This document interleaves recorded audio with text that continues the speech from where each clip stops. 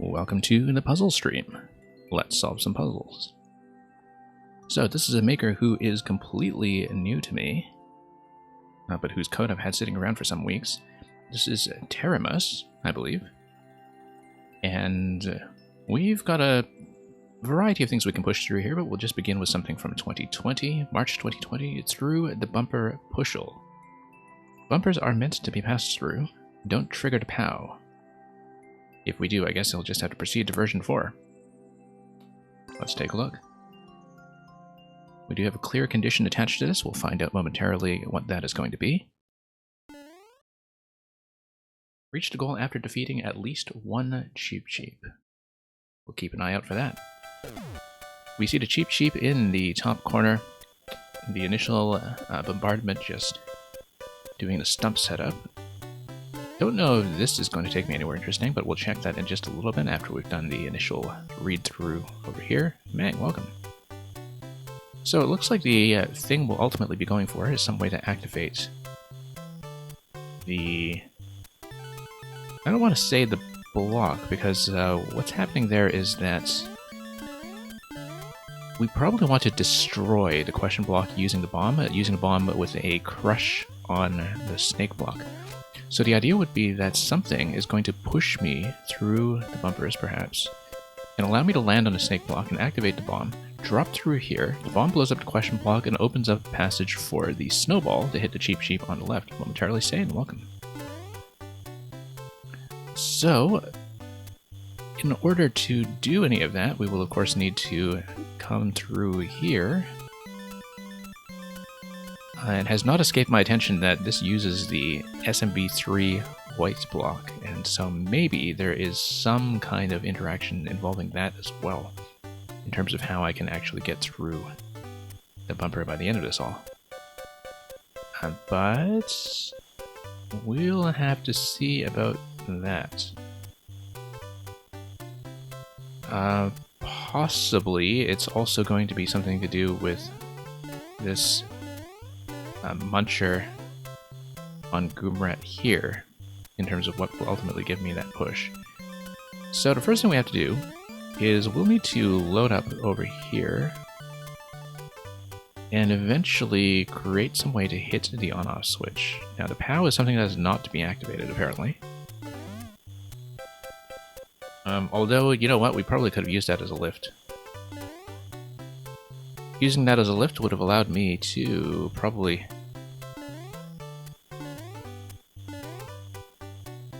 well, we can do this, of course, first of all. Not that we have some other object to settle that on. Do we? No.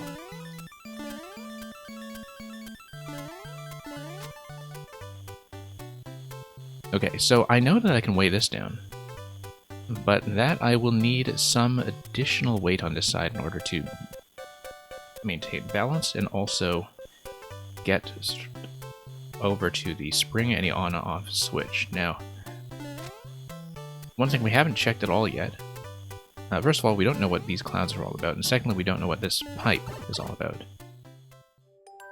And that's just a reset pipe, okay? Makes enough sense to me. Well, let's try this first of all.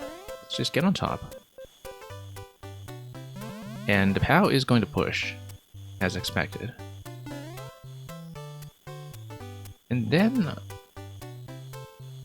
this might be interesting to see that because we're able to reset... I don't know if the reset door is going to be part of the solution, but certainly one thing we could do, first of all, is do a bit of a drop here. And a snowball is something that should be respawning from the pipe. Yes, good.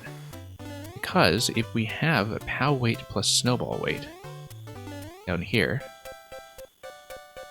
that might actually do the trick. Let's do a soft drop here. And yeah, that's going to be fine. Now we come through here. We'll need to load up on this side with the spring, because then the snowball is what's going to allow me to hit the on-off switch.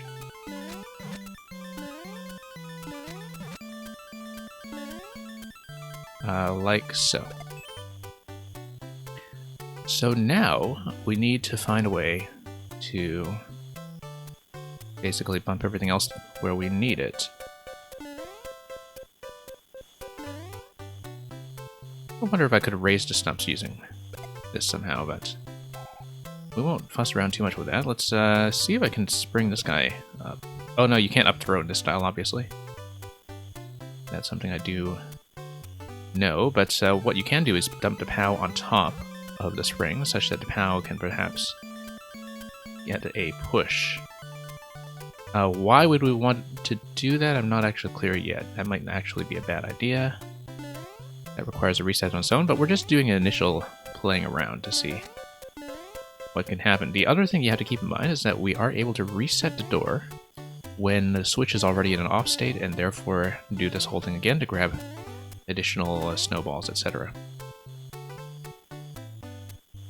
But suppose we did this. Okay, so that will walk them in such a way that perhaps I'm trying to get something like a Muncher collision that will then push me.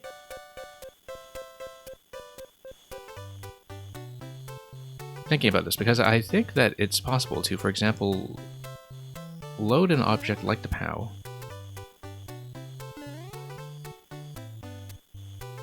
and if we can do that,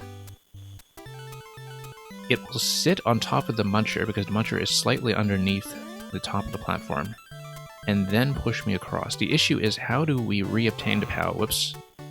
Not like that, obviously. Because currently, yeah, that's the issue, is that I would like the Goom and the Muncher to be walking back and forth like that, but I want to stack something like the POW on top of them. I don't think stacking the spring on top of them will work. But it's going to be something like that. What we can do, however, is come back here with the state already set to off. We'll grab the spring such that we don't have the spring trapped under the seesaw. That's not going to work because we have the reset pipe designed in such a way that you cannot carry any objects through with you. That's actually a fairly smart design for the reset room. So, yeah, let's push through here again, just to make sure we understand what's going on. We are probably going to hit timeout on this attempt, but at least we are mapping this out step by step.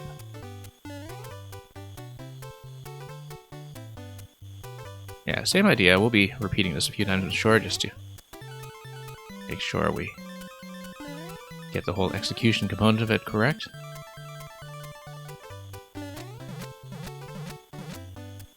Still not sure what's going on with these clouds here, too. That's kind of an interesting location.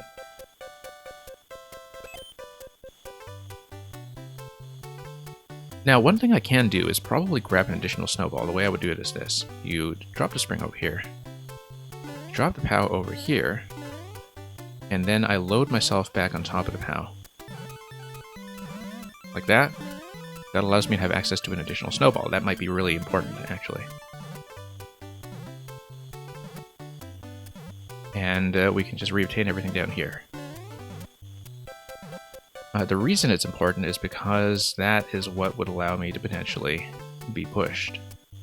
If I can, in fact, raise the Goom and the spring some other way.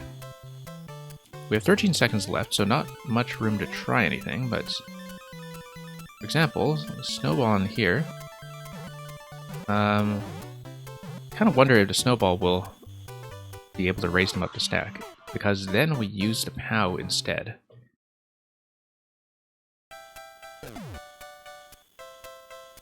Let's just walk through this again when we're not under the same kind of time pressure. I'm gonna reset. I think we're getting closer.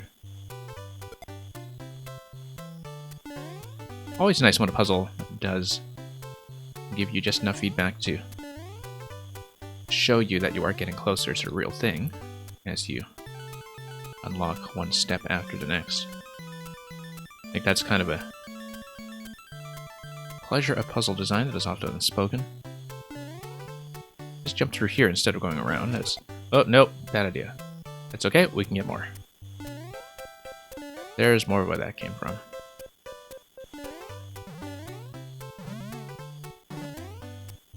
This will also kind of be important, perhaps, because of that other bumper-related puzzle with object pushing that has been dogging me for some time. We'll see if this allows me to develop any other new mechanical insight here. Okay. Yeah, once again, we need to stack objects such that I have access to everything else. That's very convenient, actually, using that as a bit of a snowball trap. So let's go POW and spring over here. A little bit off center. Too far off center.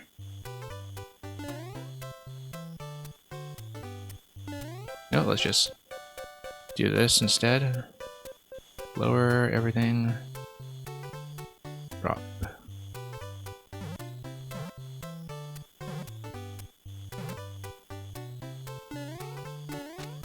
Lower everything, drop. No, still a little bit off. Got it. Should probably just drop it from up top as before.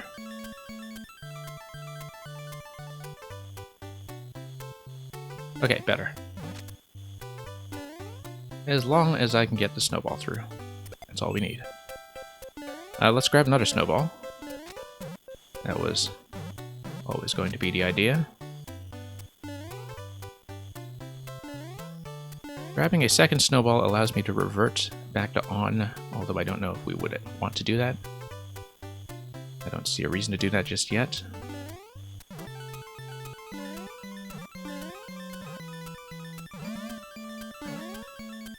Yeah, we don't want the POW to be trapped in an inaccessible location.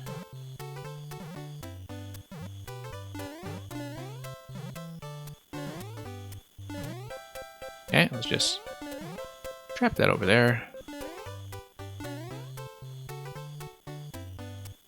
And eventually we'll do all that. Let me just make sure one thing here. Need to be absolutely sure that I can in fact go all the way up. Yep, I can.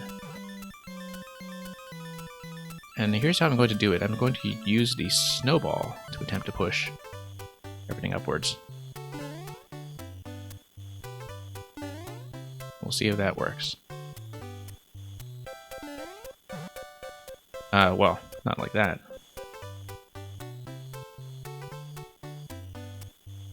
Okay.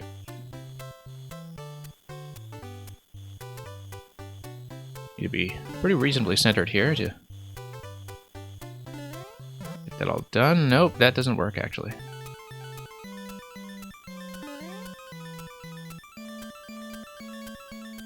I wonder then, because the idea should be that I want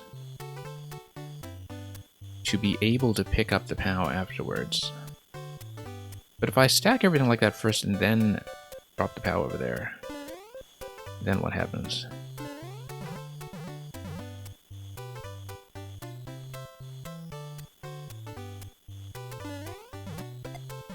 Nope, killed the snowball.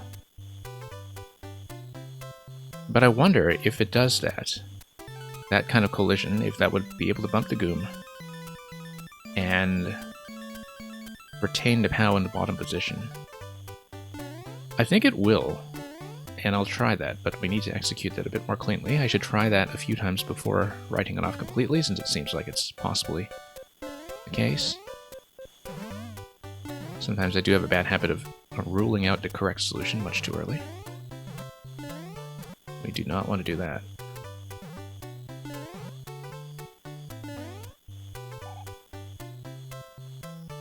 Yeah, let's try this series of interactions again. It's a little bit fussy to do this right.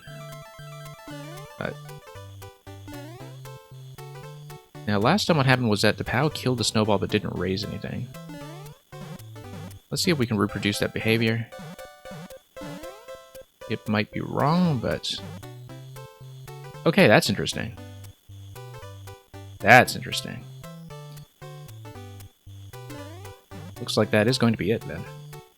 So now I need to, very carefully, step over and not die to that. I think that absolutely was correct, I just need to not die to that. And then I just kind of steal the POW from that location and then put it on top of the stack. And then that's what pushes me, using the muncher. Despite dying to that, I think that is the right approach. We just need to be a bit more careful about the pickup. Because I picked up when the Goomba was walking right to left, and so it kind of dropped right on top of me, and so... But knowing that interaction with the POW and snowball collision is a pretty major breakthrough. And so... we'll just go back and we'll do it.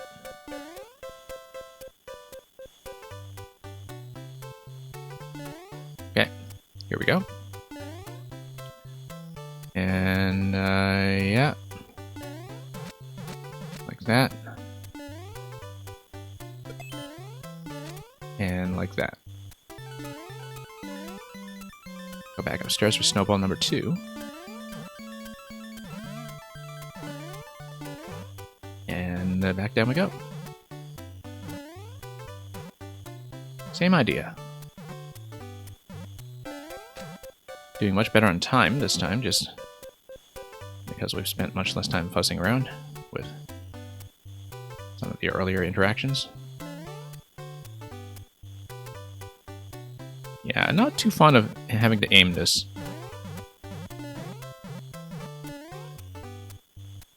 Just causes a little bit too much trouble to get it up that single column, but that's okay. I don't know how else I'd suggest implementing this, since it's a pretty specific interaction that requires that object collision in that single space.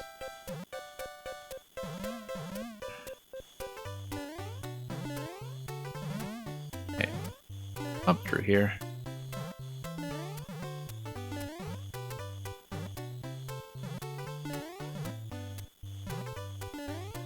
But if this is the way to do it, we've effectively solved the puzzle at this point.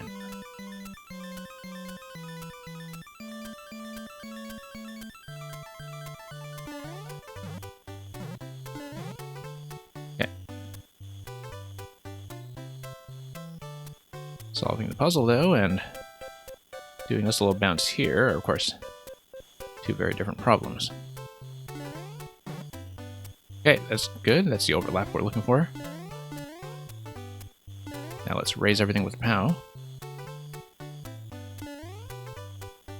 I said, let's raise everything with POW. There we go. So we want to pick it up as the Goom is going right to left. Sorry, left to right. No, hang on. There's got to be a safer way to do this. I feel like that's really close to the right way we're supposed to do it, but not quite. That's...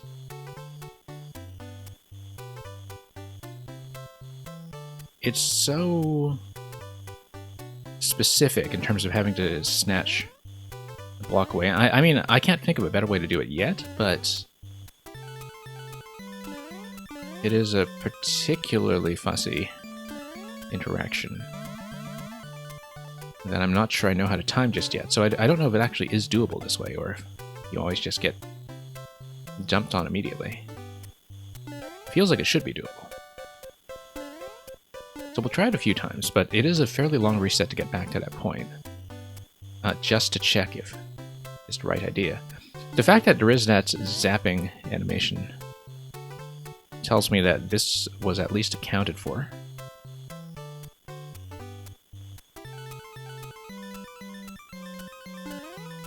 Okay. Down this goes. Yeah, pretty interesting use of the snowball overlaps.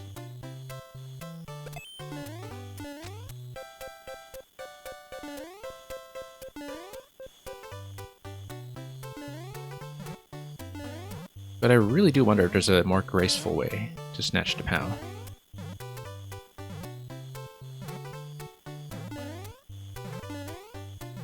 Okay, so let's dump this here.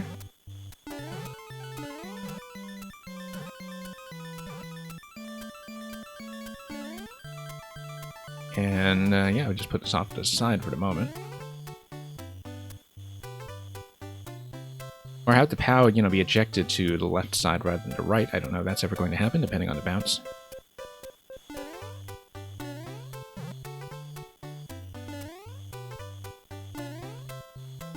So for example, if I dump it from this side... Nope, that just removes the snowball. That's not what we're looking for. A little bit precise. I don't think it's a head scratcher. I think it's, I think this is a little bit of an execution dependent thing. Like, I really think we've gotten onto the right track here. Like, the actual puzzle sequence here is not too difficult.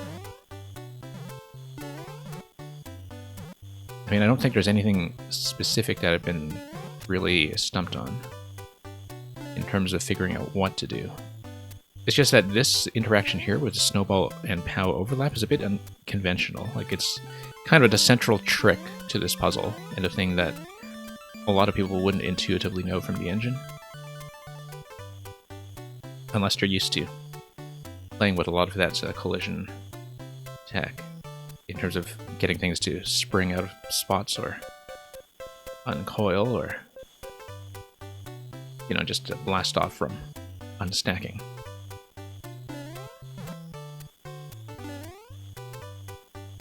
Yeah, it's just that if you're even slightly off-center, this is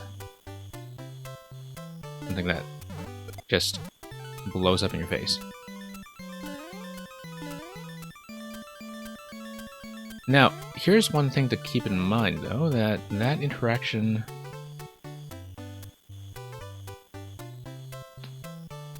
Yeah, I kind of see what's going on here, that if the POW is going right to left, then this space is sort of an open space that it's going towards. If the POW is going left to right, then it lines up against the pipe. And so you pretty much should be dropping the POW left to right, I think. Because I'm thinking about how it might maintain horizontal momentum if you're not careful with the drop. But then that's going to end up with the same positioning issue we had before, in terms of the saw blade just getting in the way of everything. So, let's dump this here once more.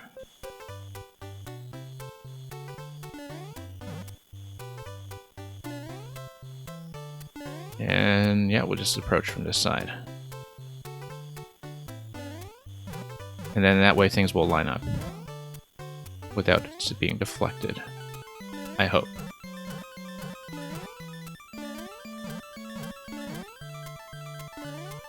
Hang on.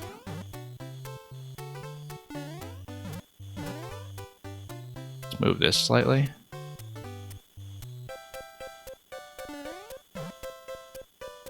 Okay, now let's see what we can do.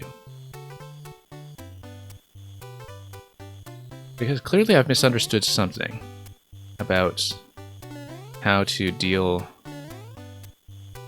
with the POW. I wonder if I can actually just come through here.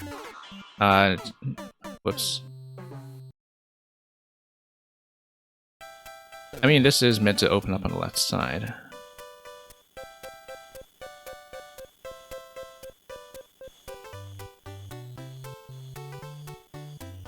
Yeah, I don't know if there's a graceful way to do that. I don't think I should be jumping through here, simply because the left side is open for a reason. And this kind of blocks you up pretty quickly.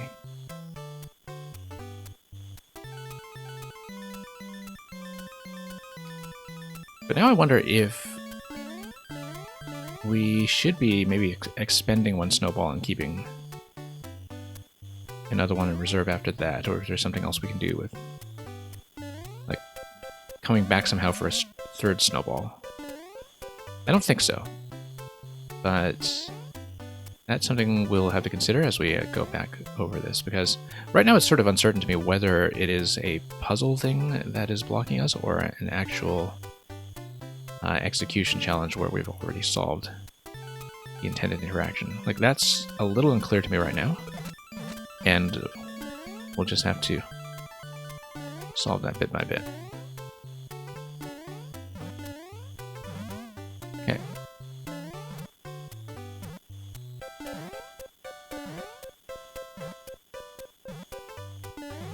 No, we still need to hit the on-off switch. Okay, so let's do that. That's the thing about working with seesaws, is that, you know, even just minor adjustments in position can be really quite fussy to deal with. No. See? No, you just have to drop it through center.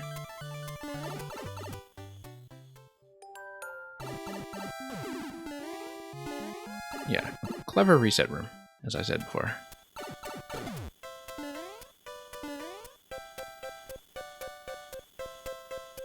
But yeah, every time if we need to reposition the POW, it's better to just come up through here, I think.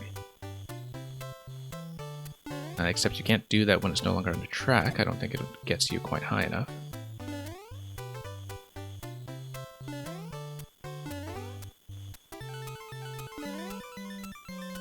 But yeah, you definitely want the Goom plus Muncher to walk you over and walk over a POW somehow. The trouble is how to acquire it safely, and I just don't see that yet.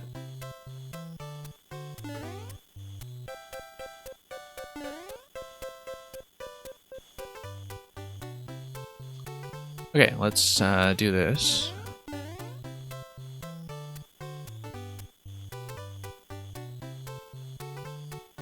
Possibly. Ah, no, I think I might have an idea.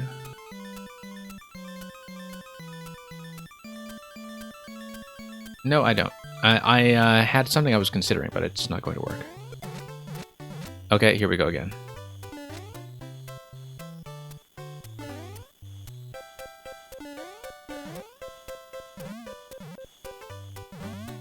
Yeah. Takes a bit of work here to just move the pieces around, which is never really the fun part of playing a puzzle. But might just be easier to do a reset at this point, rather than fool around with the seesaws all day. No, you see? Easier to just do a reset.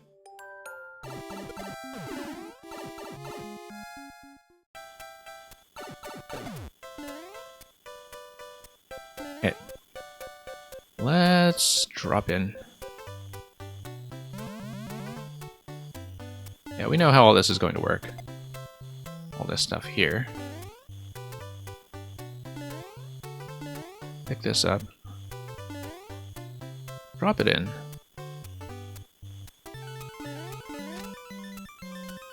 Back out. Grab the snowball if I can. Hit the switch. For once. That took far too long.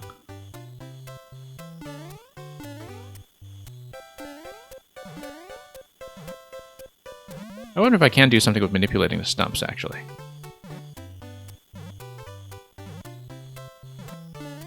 It's, you know, bouncing the stumps off the seesaw somehow. I don't think so, though.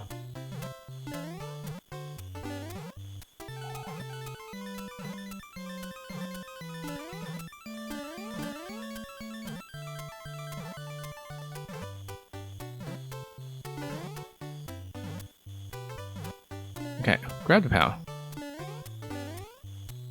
We don't want the POW yet, we want the spring. I guess these clouds here are mostly just a convenient location to place things while we get everything lined up.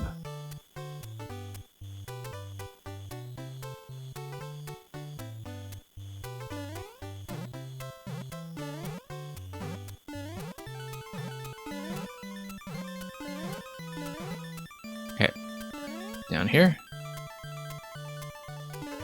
Let's try this again. I don't know if it is possible to get the POW out safely, but it is a method that allows me to get the POW on top of that layer, and it's the only method I can think of, in fact, to do that, so... Like, I really feel like this is on the right track as long as I can actually pick things up. You see, now the POW is actually in a much more convenient location. Maybe. I feel like I'm still going to have some trouble with the drop. But here's something we can do. I can...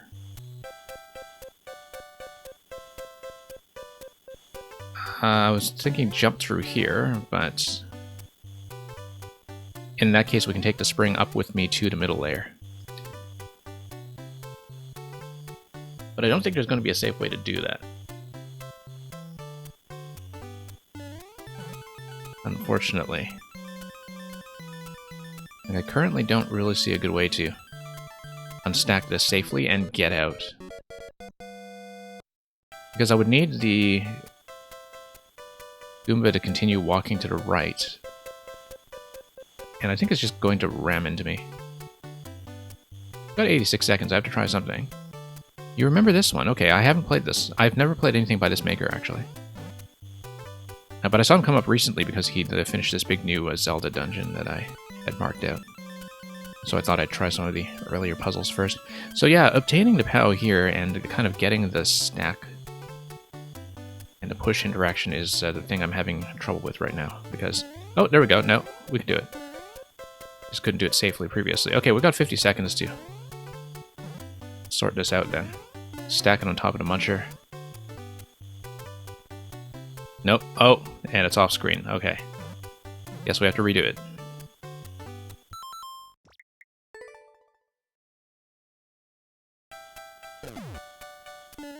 Yeah, Grokowski, I've never seen anything by this maker before, but this is a good start so far as puzzles go. I like the puzzle. The execution is a little bit fussy in places. But at least I've confirmed at least that it was an execution thing with picking up the POW again and not some additional puzzle piece that I needed to move somewhere. You just need to dash in there and grab it accurately and back out. Okay. Out we go. Nope. I'd rather just reset. Rather than do the seesaw balancing all over again.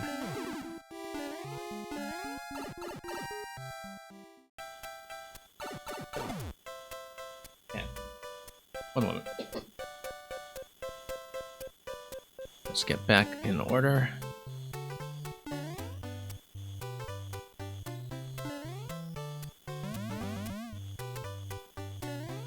And just redo this.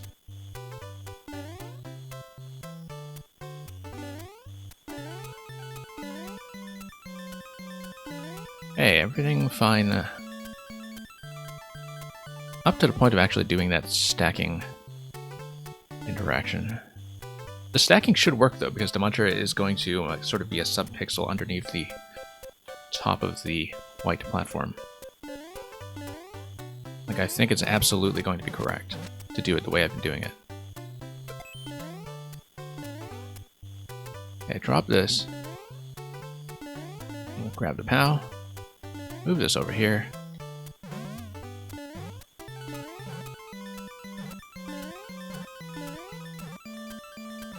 And yeah, we'll just take advantage of all that springiness.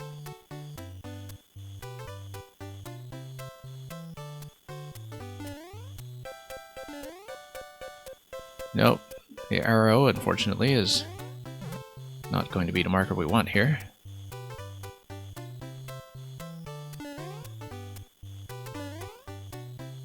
Now let's drop like this. No, not like that.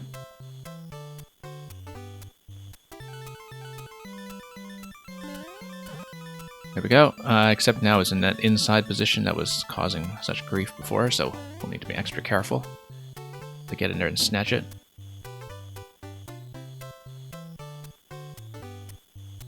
Okay, there we go. Okay, let's actually drop it accurately this time. There we go. You see? What was so hard about that? And we come back up, we grab the POW, we go back down. That's all there is to it.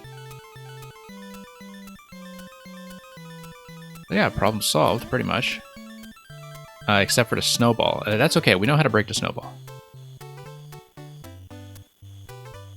We know exactly how to break the snowball, and also, since it was not a vine in that upper block, we can also just go through the reset pipe and finish it that way if the snowball does not break.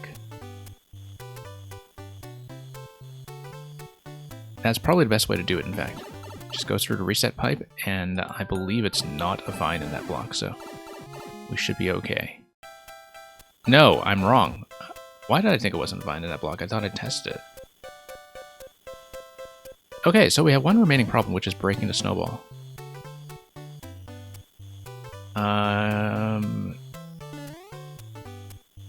And I thought we were able to break it previously, but I think I actually just need to jump towards it in the middle and just pop it out that way. I think that's all there was to it, so let's just buy myself some time here and just start over. Yeah, okay, so we basically had the puzzle solved. It's just that it needs to jump through the middle here. I don't know why I thought that the reset pipe would not play fair with the puzzle, but I think it's because I thought I had checked the question block earlier and found something like a 1-up or something to that effect, but that was clearly incorrect. If you hit this, yeah, no, it's definitely a vine. Oh, it's probably the sound effect that threw me off. Yeah, okay, with a puzzle like this, I would absolutely expect it to be a vine for the block reset, so.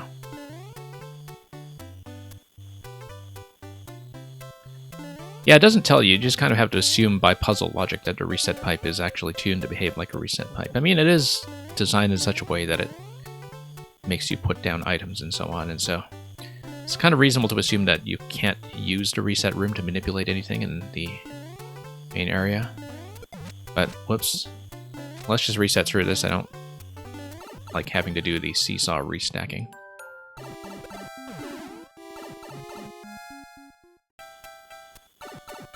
Okay.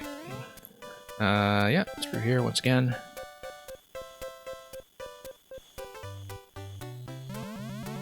So yeah, we'll just do this for as many times as it takes to not die on the Goomba and Muncher. Which is perhaps easier said than done.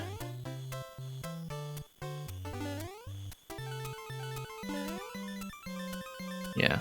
Kind of like how this plays with the object collision logic with the snowball, though. I mean, that's really the heart and soul of this puzzle. Okay. Down here. And yeah, we'll fire at the on-off switch and we'll grab another one. That's what's next. Drop this all the way.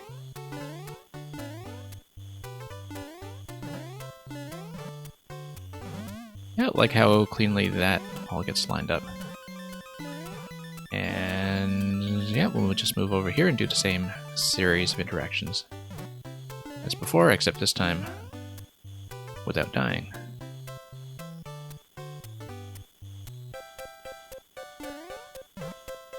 Okay.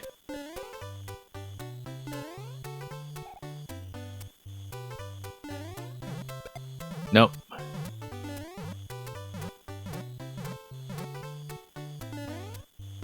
That's okay, we can just go back for more. It's like ordering an ice cream and just having it drop out of the cone and fall on the pavement. That's what it feels like. It's like, alright, we'll just go back to the ice cream shop, grab another one. Get another scoop.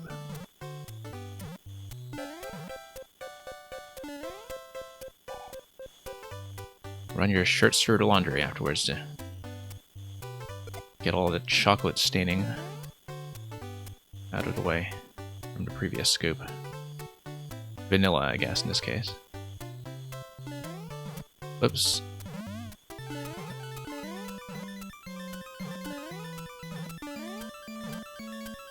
Drop this.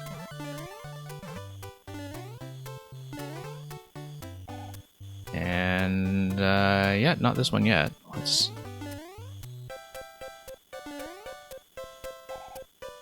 move everything over here. Yeah, I do kind of wish it was easier to line things up, but...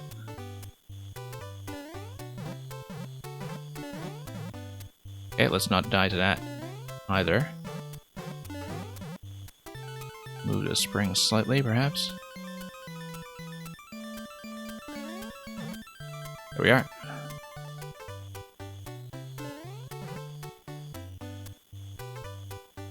Okay. Very thrilling to do that.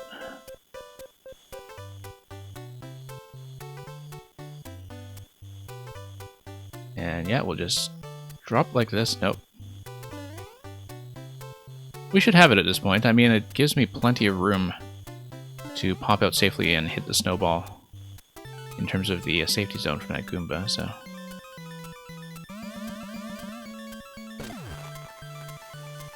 this was just one little complication I hadn't thought about on my way in.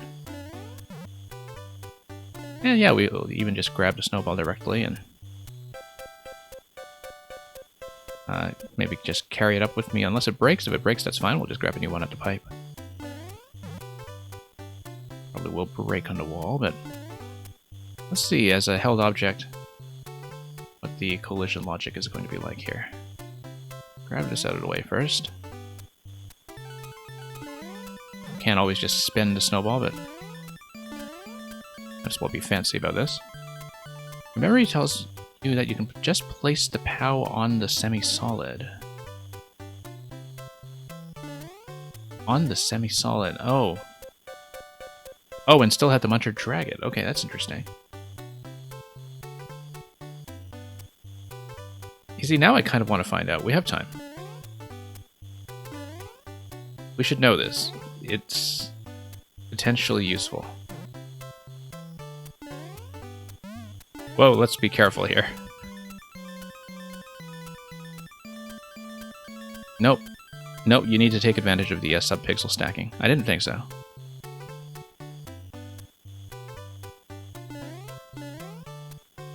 I mean, it might have worked in some different context where the Muncher was actually lined up from being stacked on something else, perhaps, but... yeah, the stacking height here in terms of which object is sitting on is going to matter. I'm going to check in the meantime whether I can carry the snowball through this area here or if it'll break. Hang on. Alright. So much for that.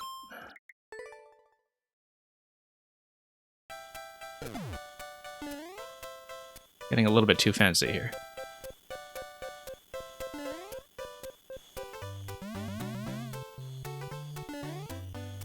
Yeah, it feels like we solved this ages ago, and a lot of it is just moving to pieces at this point. I also feel like I say that a lot, which probably tells you where the skill set is here on this stream. Definitely not from moving the objects with any finesse.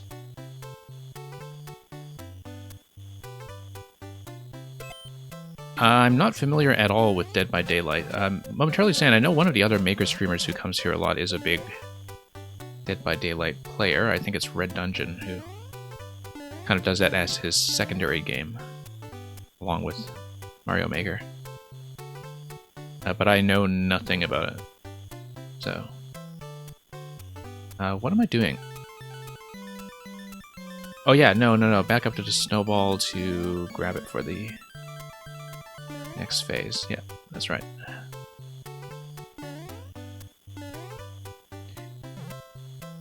I feel like it's... mentally it strikes me as a co-op survival thing, but I don't know if I'm just confusing it with Left 4 Dead.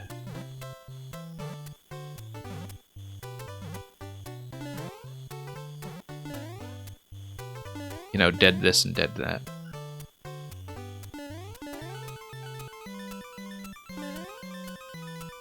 Okay. 4v1 horror game. Okay, 1 killer, 4 survivors. Okay, kind of like Left 4 Dead, except with a player as the asymmetric enemy, then, perhaps. I remember seeing a concept like that a few years ago that was...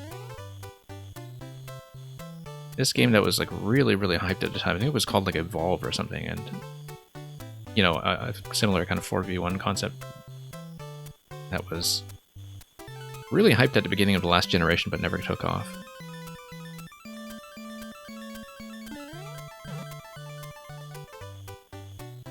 But yeah, I generally like the idea of 4v1 co-op. I find that one of the better implementations I've seen, in fact, is Nintendo Land, which has a great, simple little Luigi's Mansion asymmetric game. Whoops. Oh, same people who made Subnautica, I didn't know that. I recently replayed Subnautica, actually. Because originally I never finished it, I just kind of got through most of it and enjoyed the base building. And then recently I did a new file on a whim, just to see the whole thing. And I have not played Below Zero, though. Okay. No. You see? This is a timing thing. It's going to stick us here for the next half an hour, I'm sure. You finished your 1.0 release of Below Zero a few weeks ago, yeah. I was thinking about picking it up on Switch so I could stream it, but the thing about Subnautica is that the original game, performance-wise, is such a gigantic mess. Like, it's a game that, you know, I enjoyed despite having to suffer through all the bugs. That I was kind of holding off until I heard about what people said about the bug situation on Below Zero, because that team is very ambitious when it comes to design. They have some amazing ideas, but tidy and polished is not what I would call their stuff.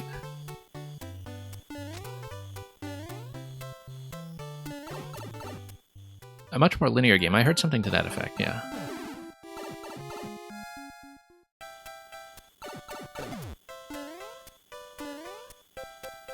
Yeah, I found returning to the original Subnautica that, you know, I was seeing the sort of 900 to 1600 meter zone for the first time, like all the fire stuff in the last act of the game, and there really isn't much there. Like, I felt like in my original game where I just only went as far as 900 and just got lost in a base building, like that was already showing me everything that was interesting. It's a great game, I just think that the end game felt pretty conspicuously unfinished. And that's also when the bugs start piling up on you. You know, you walk like 5 feet in a prawn suit and you just get stuck in the floor. But I do adore the first one, despite the many, many problems I had with it by the time I was finished. I was really kind of glad to be finished with it when I was. I mean, I love the base building and such, but the late game story progression is not its strength.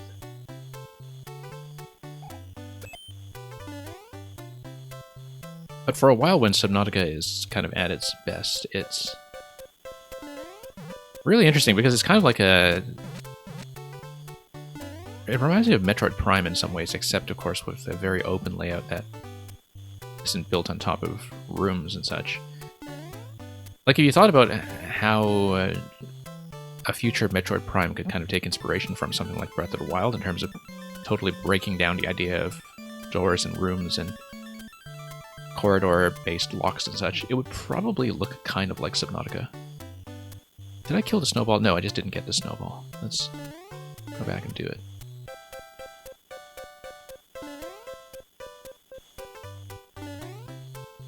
Momentarily saying the Metroid rumor has been sitting around for ages. I mean, they did announce Prime 4 prematurely back in 2017, and then had to apologize for it later when they very publicly had to just restart the project.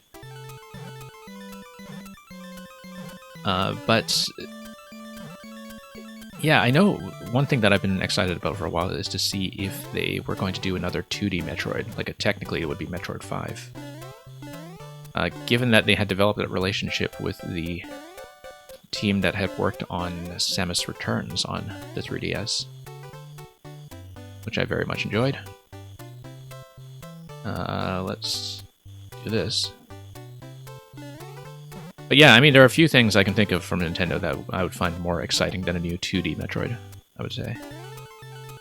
I would love to see that. But that's something that has been part of the rumor mill for probably well over a year now, and nothing has materialized, so...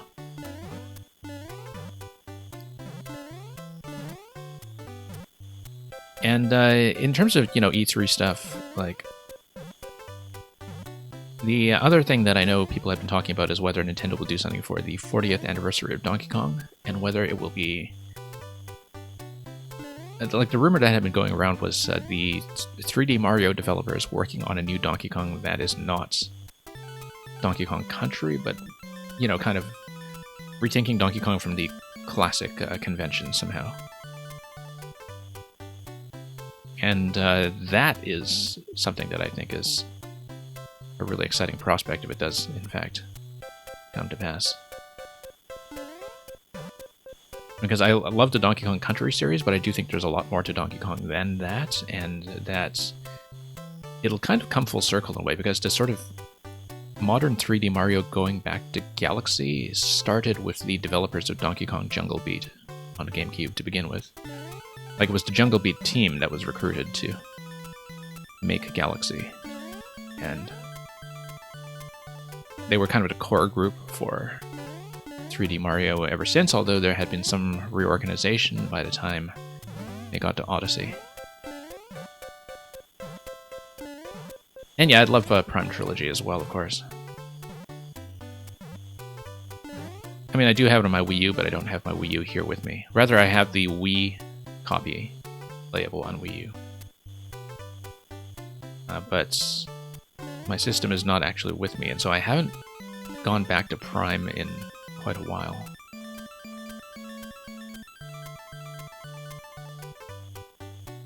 But yeah, Prime apparently, you know, the original code is a bit of a mess. And there was some stuff that didn't even make it over to the Trilogy port in terms of some of the surface reflection effects on the visor and such, because they were artwork in the GameCube version that they just couldn't replicate. You know, some of the beam effects and textures on charging up the plasma beam or something. Someone who knows more about Prime can go into more detail. Okay, we got 100 seconds to get this straightened out for once. Let's not die to this. It's perilously close. Okay, got it. Yeah, that interaction there is definitely the kind of thing where you'd almost expect the heartbeat sound effect to come in here and do its work.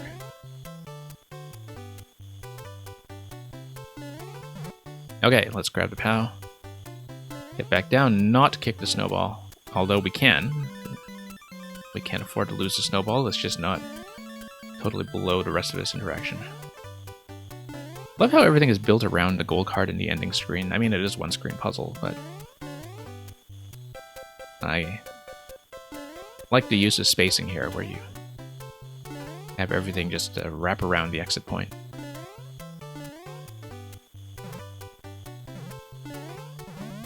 Okay, here we are.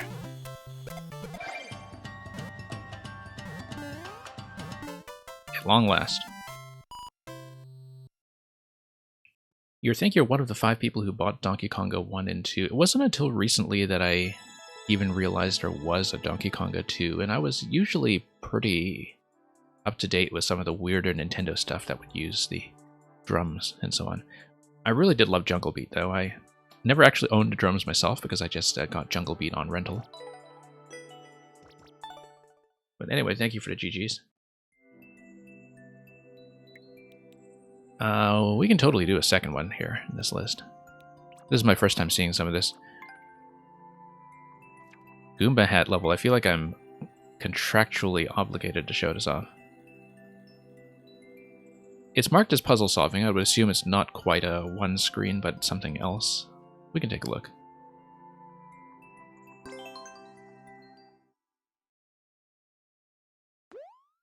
And yeah, momentarily saying I do know you can play other games at the bongos. Given that they were just mapped to the GameCube controller inputs in a very strange way. There actually is a streamer that I've seen who specializes in playing platformers with the dance pad. Like the Dance Dance Revolution style dance pad. Like he does hard platformers with them. I saw him play actually 3D World Champions Road with the dance pad, and that was... I don't remember his name though, it's just... I don't imagine he's difficult to look up though. Okay, this is pretty standard Goomba fare so far in terms of just going down the pipes and making sure we have enough room to be safe. Okay. If I bump myself against a spring, I should actually just be able to pass through. Actually, I don't even need to bump that. That's only there to constrain space. I like this interaction, actually. Because the Goomba is just indefinitely trapped, and it's a kind of counterintuitive thing in a 3D World style that you don't ever have to deal with collisions inside a pipe, which is not how 3D World works. Original 3D World. Okay, looks like we have a checkpoint set up using the pink coin here. Just peeking ahead to see how this is going to go. You think you've seen this one too? Okay. Like I said, I've never seen this profile, so it's kind of nice to catch up on that then. It really feels like Acorn's played most of everything that I get my hands on at some point. Either him or a Street Rat. It seems like they are always way ahead of me. But okay, let's see what's going on here. Oh, okay. No, these are coins that just kind of give you an order for certain rooms. So you have like 1, 2, 3, 4. So yeah, sure. This is a safety coin down here, obviously. Otherwise it drops you into the abyss. Let's do room 1.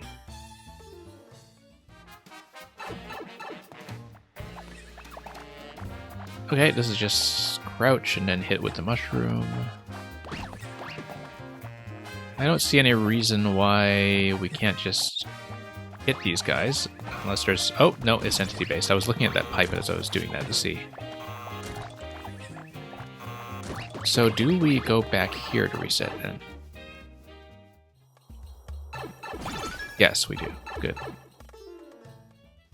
Okay, so yeah, we don't kill anything because there is an entity block here. Now, without the use of one-way panels, what is the element they use to do this in 3D World? So I'm looking at the crates here. I'm trying to remember what tends to be the standby for off-screen entity tech. Dash pads. Ah, yes, that's right. That's right. This is going to be a timing thing. Okay. There we go. Yeah, exactly. All these dash pads in this zone.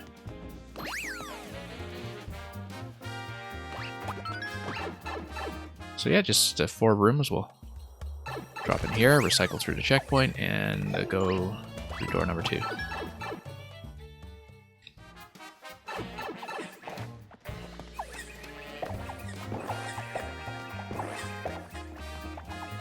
Yeah, like I said, the sort of sneaking interaction is pretty standard Goomba fare, but that's not a problem. That's perfectly fine. Given that the layouts are pretty interesting here, and the use of the entity limit trap is pretty gentle.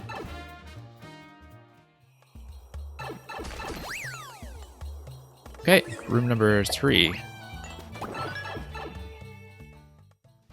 Yeah, I mean, the central insight in this one is just to watch the locations where the Goombas are mid-pipe.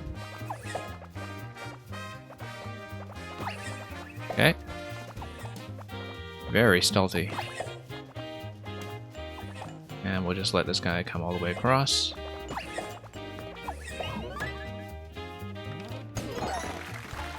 There we go.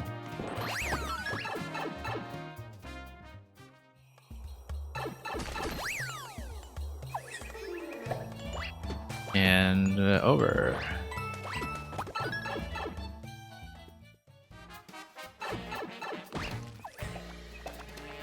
Okay.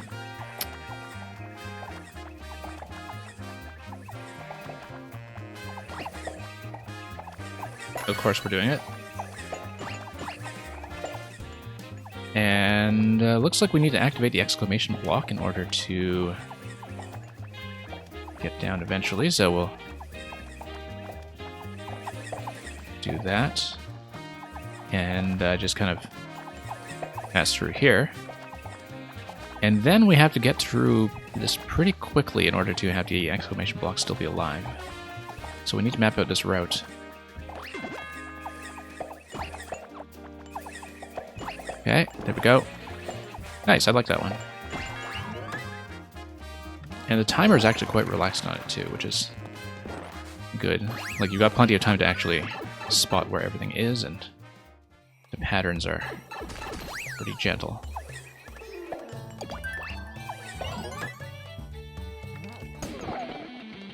Expert. Yeah, we'll do it. Of course we'll do it. That is very much the point. Once again, it is going to be a timed exclamation block interaction here.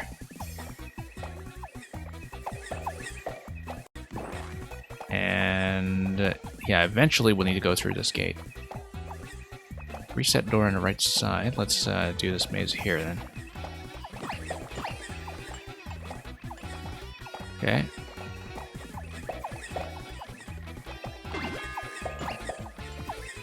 Nope. Okay, let's reset.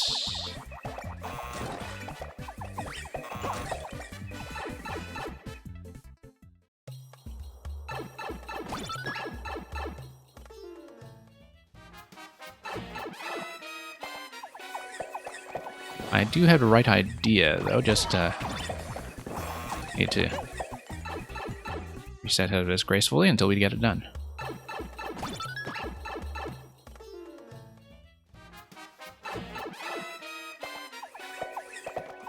Okay. Yeah, we don't even need to care about the bottom Goomba here, it's just a top one. Whose timing we need to watch. Don't know if I have time to stall like I've been doing. Okay, get out, get out. And there we go. Hey, it's pretty gentle, actually.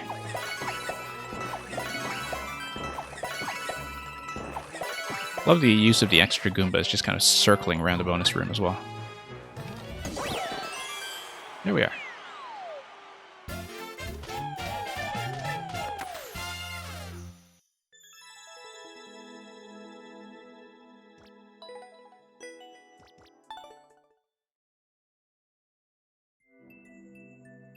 Gorkowski, if you want to stay long enough to see one of yours, I think I'm probably a little behind with some of your new stuff. I don't know if you're able to stay now or if you just want to catch a VOD afterwards or something, but we can always pull you up.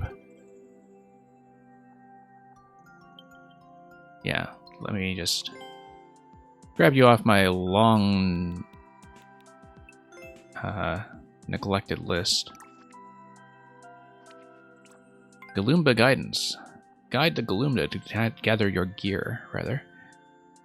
It's going to be Super Mario World Castle, which means my audio is likely to be muted. But we'll just try to solve this somewhat gracefully and reach the goal while holding a P-switch. Okay, Galoomba Guidance, which means that we'll probably need to unstack this guy and move him. Or, well, I mean, Super Mario World, I can just pick him up and up throw him, perhaps. These doors are matched. That door is not matched. Eventually, we'll want spring on top of POW in order to get me to that location. Likely we'll want to dump something onto each location. Yeah, because when the Goomba walks over, it's going to drop the relevant object, and then we're able to take the relevant object through the door that we want. Oh, that's okay. We don't actually need to move him that way. Yeah, because eventually I think the idea will be... Let's check the throw range on this. Yeah, because you can do that, and then you would be able to just get one object at a time.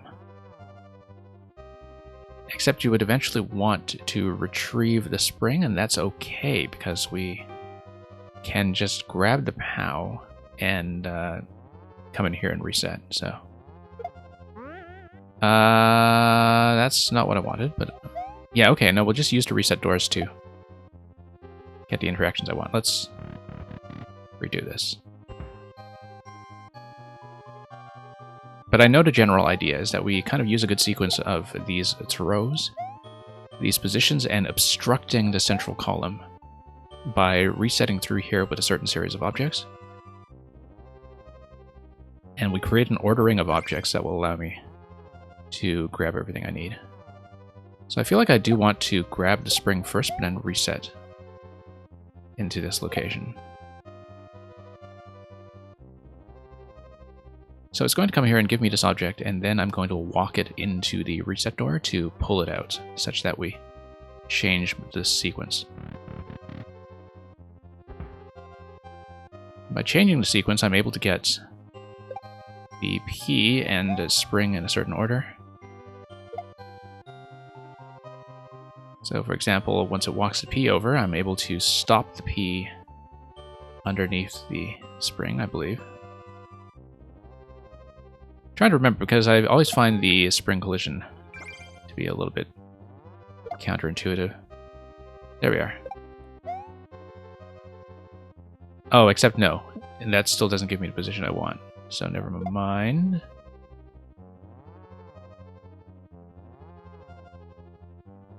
Because I want to walk it over to the POW, yeah. Okay, let's redo it. Let's redo it.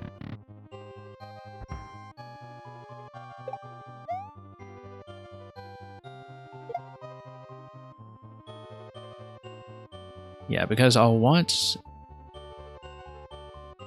a certain sequence here. You know what? I can also use the spring and just use the spring to bump the P up to the upper location. That's probably better, in fact. Because the up throw is always going to reach that height. We don't want to reach that height. We want to have something stacked where the Goomba is stacked currently. And the reason... or rather, the method that will apply to do that is to take this through, grab the P again, and drop the P on top of the spring to get it up that column. So, we'll just move it up here, drop the spring over here, and drop the P on top of it.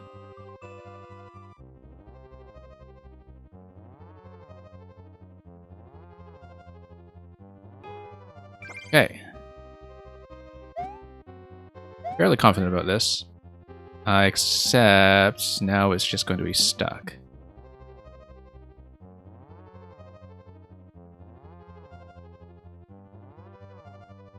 However, if I bump this, how far does it go? It goes all the way up, okay.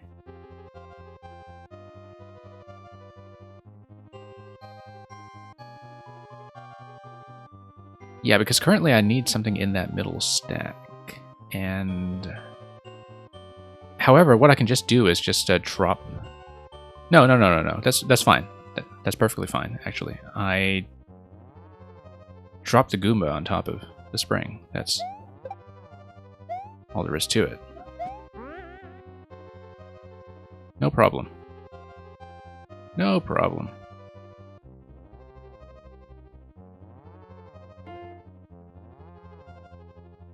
Okay, does this give me enough height? Yes, it does. Except we need to finish with the P-switch. Right? Reach the goal while holding the P-switch. I forgot about that. And that's okay, because the whole P-switch interaction here was totally extraneous. And so what I'll do is I'll just take the POW. And then we'll skip to the final part of the sequence with the POW and just do P-switch plus spring, maybe? No, actually, that's not going to work. Well, I just have to walk through the whole thing and just not waste the P-switch this time.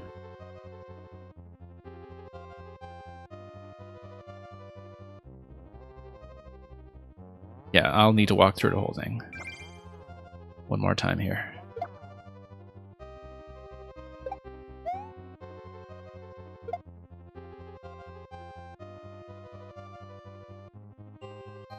And I think I effectively have the solution, though, apart from any unexpected surprises.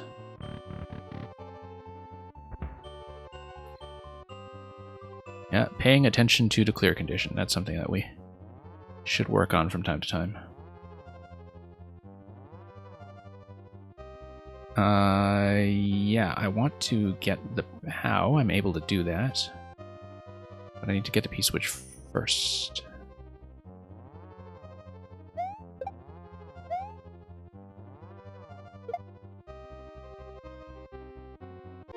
And that's okay, then I'll have access to all three objects. And that will be the solution. So, no problem.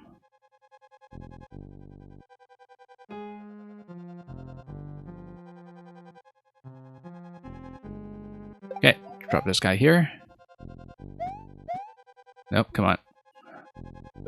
Let's not let him wake up just yet.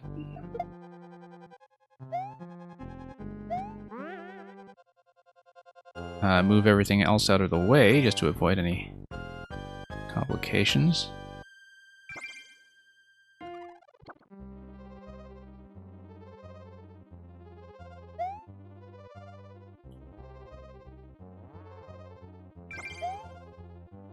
And we'll just be very careful not to destroy anything on our way out. And that's the axe. Let's fool around with all this stuff. I guess... Well, I mean, we really don't want to be chucking this thing around, so... Interesting that... I guess if you don't go for the clear condition and you just do a P jump to hit these blocks and you go back to get the POW, then that's how you do it. That's one way to do it, that you just come through this room without clearing the clear condition, and you just hit those blocks and you go back. Given that you're only going to be able to smuggle one object through, so...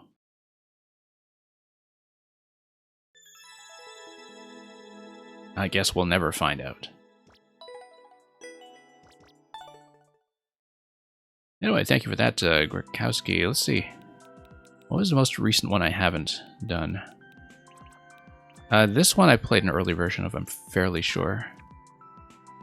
Oh wow, an actual platforming level. Oh right, because this was the collaboration. This one I've played an early version of as well. Same with this one. I mean, I can replay some of these sometime, but... Leapfrog Ladder, let's do it. New High Ropes course is open at Scout Camp. Yeah, that's designed of all the wooden poles and such that say camp.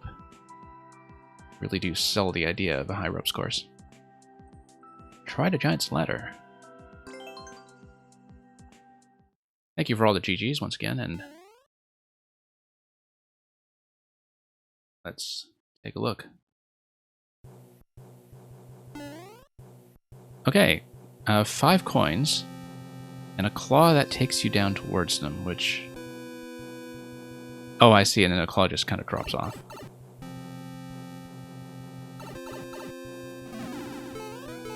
Okay, we've got a frog, we've got a spring. Interesting. Whoops. Didn't actually mean to come through here, but, you know, we'll check it anyway. Why not?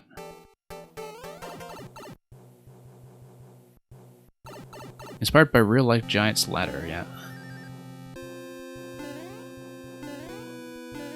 Looks like the idea here is to place something. I mean, this would... whatever goes here would be destroyed, though, by an on-off activation, so I don't know. That's something we quite want to have happen just yet. Looks like we can drop a POW, and that allows me to take the spring up with me.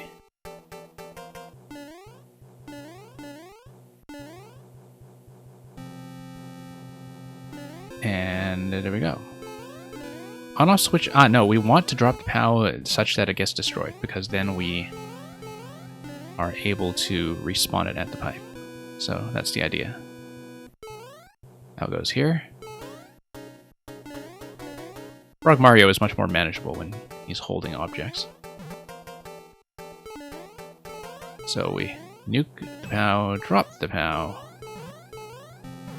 and then have the same sort of interaction here. I said we have the same sort of interaction here. I guess not. But I can take the POW with me for whatever's next.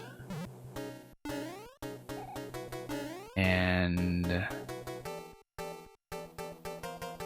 yeah, we can get up to the bone shell and then take the bone shell down. Maybe. Hang on.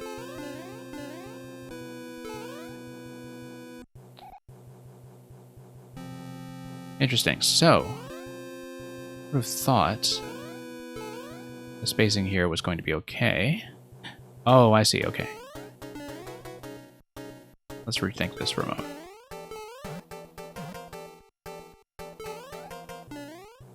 Yeah, because the whole idea is that you can reobtain the POW after the switch activation, and then something else can get destroyed on the red switch.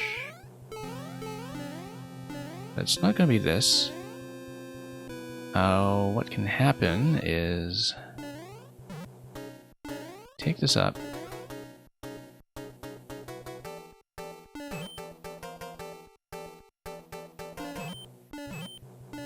Bone shell, okay. What could that possibly do for me? You know what? No, we could just drop the POW on top of this block. What am I doing? It's always that kind of stuff that I tend to miss. Well, let's see what's up here. I mean, we don't know yet. Looks like we'll eventually want to elevate another object up here. The fact that we can spawn multiple bone shells, of course, is very useful to know.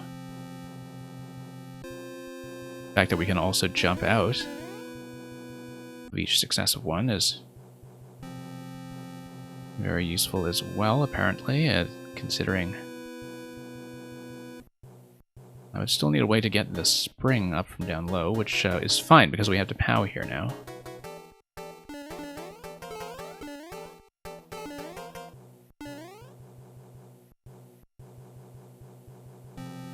And if we use the POW down there... we need to test one thing here. POW on top of bone shell stack. Okay, thought so. Then we can take the spring up.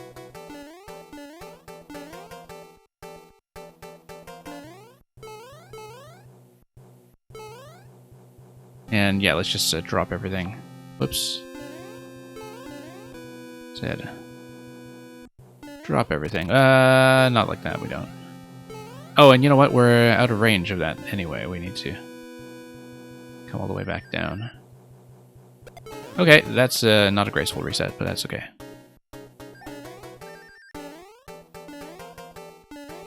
Nor is this, for that matter. But...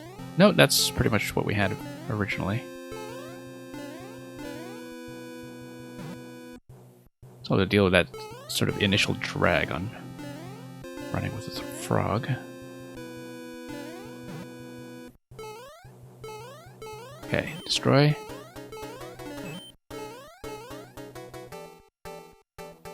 So yeah, it looks like we actually scrolled the spring out of the way. Let's keep the camera nice and low and not jump up to the next location just yet. Let's grab 2 shells down low, just in case. And 3 shells, great, great. The more the merrier. Feels like we'll probably have to use that, in fact. Okay. Nope, that's okay. We'll hopefully be fine for a little longer. Well, nope. Ran right into that. Okay, let's redo this. 130 seconds left. Yeah, just a little bit of clumsiness in terms of actually running with the frog sometimes. But we'll get that fixed up.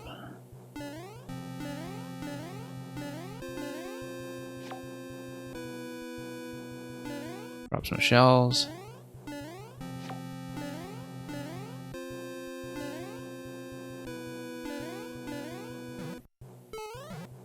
And let's get the spring out of the way eventually. Probably a better idea to grab the POW first.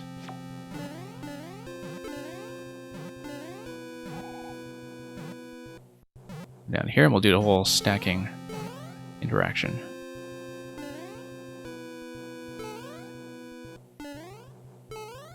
Okay, up we go. And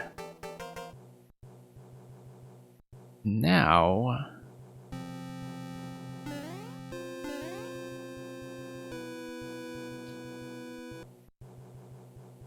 well, ideally I'd like to just probably despawn the POW.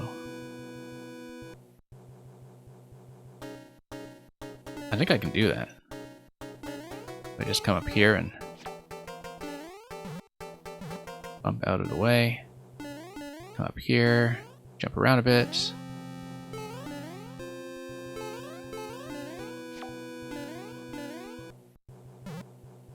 If I despawn the POW, though, I'm still not able to obtain it.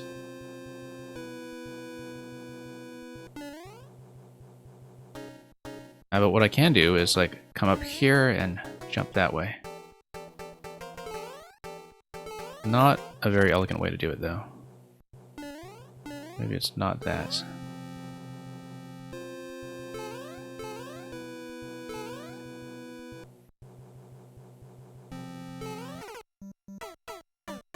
Okay, timeout, but you've got a fair bit of this. This is beatable without the frog, interesting.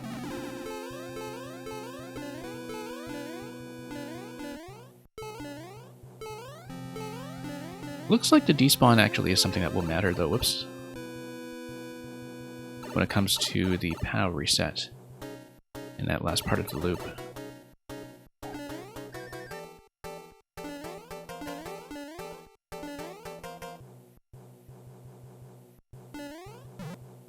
So let's go back over here.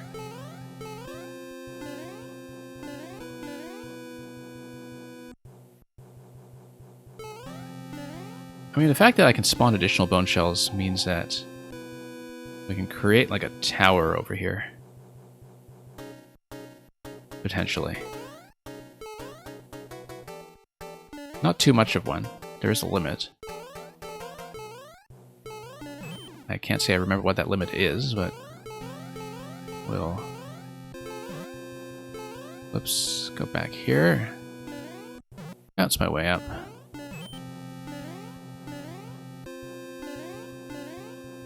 Drop this over here.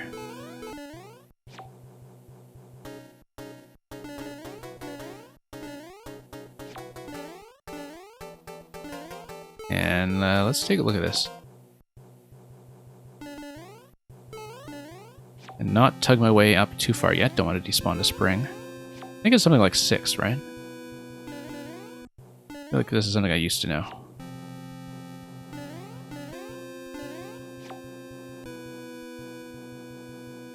You can get a whole lot of these, actually.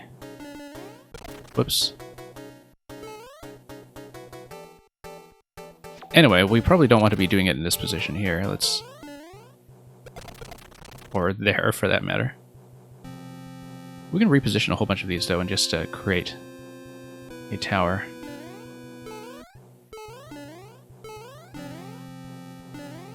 A Tower of Terror.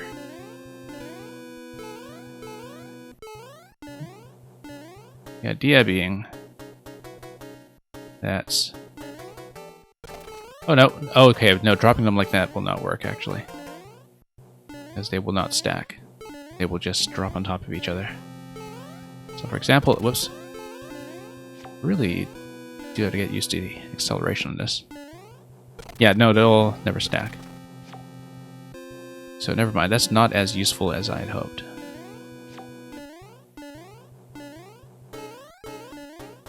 Brittle, yet they can bear the entire weight of a POW block. Oops.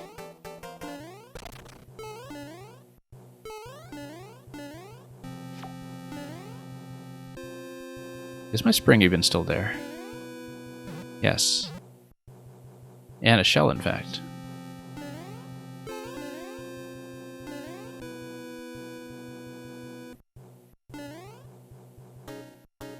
So, given that originally I could come up here with a POW, you can do that. You can stack, you can grab this. That's clearly progress in its own way. But then the question is how you get that up after that. And...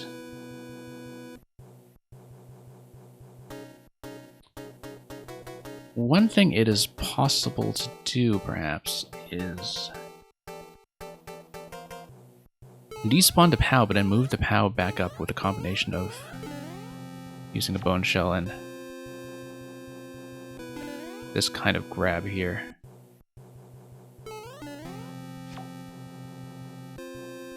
I don't know, that seems a little bit finicky. Don't know if it actually feels correct.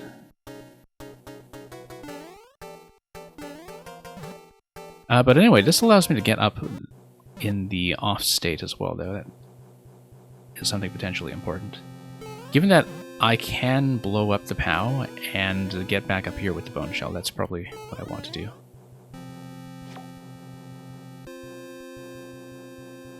But I want to blow up the POW safely. I can despawn it, or I can drop it in the bottom corner. Whoops. That was spectacularly misplayed. Let's just start over.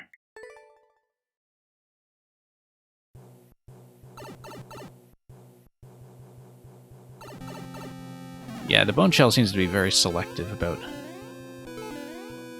what kind of load bearing it's actually able to do. Then that's why we have puzzles, I guess, just to exploit all of those interactions as much as we can. Let's no, not that that matters. Let's come back up here.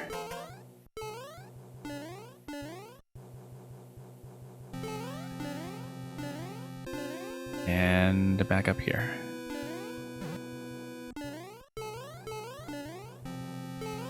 And pop this.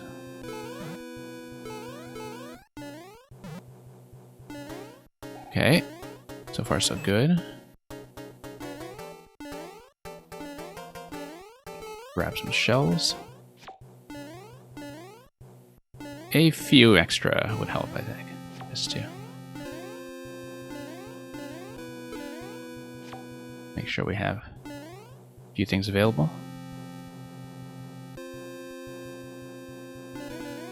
Especially when we have stuff like that.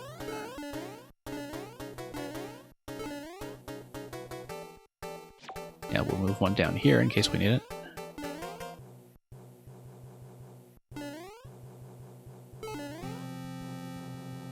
We'll move this guy up. And then grab the POW and set it down here. There we go. Bone shell allows me to go up and kill the POW. Killing the POW, though, allows me to grab a new POW, but then how do we obtain it? I think I have an idea.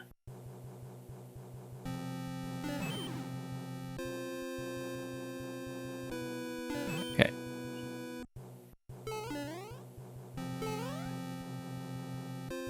And I think I may need 2 shells for this.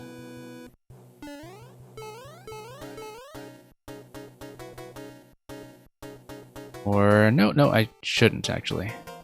I was hoping to just kind of intercept a POW on my way up, but I don't think that'll work.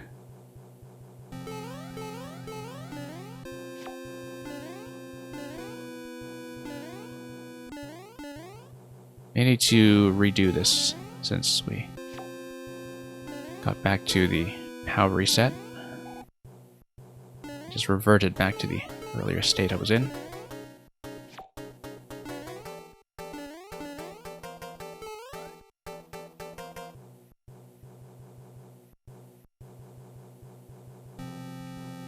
Yeah, because hitting this will immediately spawn the next POW.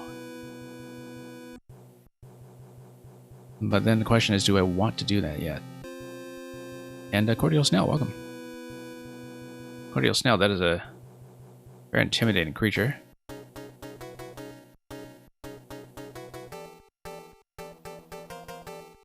So I want to respawn the POW, and I want to respawn it in such a way that I can obtain it.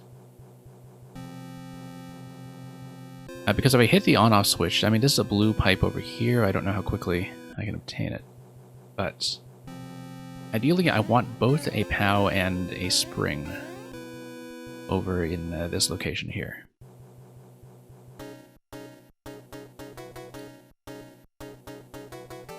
And I can't really afford to drop the spring down low because I didn't have a way to get that back up.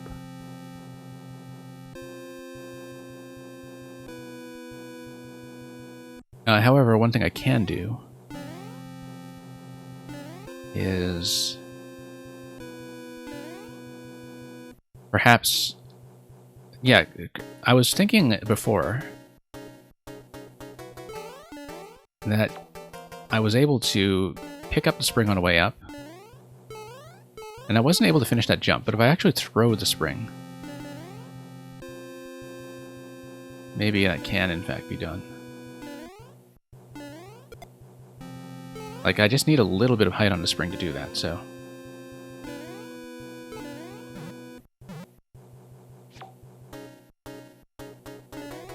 Nope, not quite.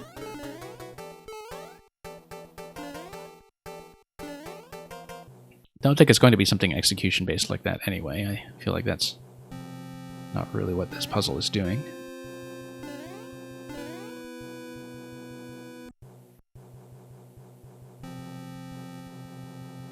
I know that either a despawn or hitting the on-off switch is going to reset the POW. The question is, do I have a way to get a POW into this location without the use of the spring? Using only the bone shell. And I was thinking initially that if I drop down below quickly enough, I can jump off the bone shell and catch a POW as it's coming out of the pipe. But I don't think I can be quick enough to do that. I can try it. Let's not rule it out so soon, but... there we go. Okay. That's exactly why we shouldn't rule it out so soon. Now we have a whole different series of problems. And, yeah, it didn't look intentional, but that's the kind of thing we do in the stream, I guess.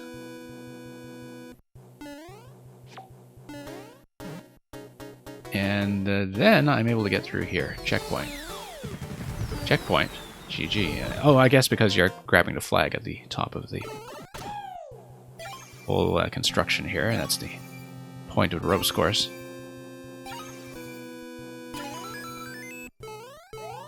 That feels like it's not going to pass safety inspection. A little bit there. Yeah, we're going to do this. Of course we are. It's pretty close to the intended way. Okay. camp.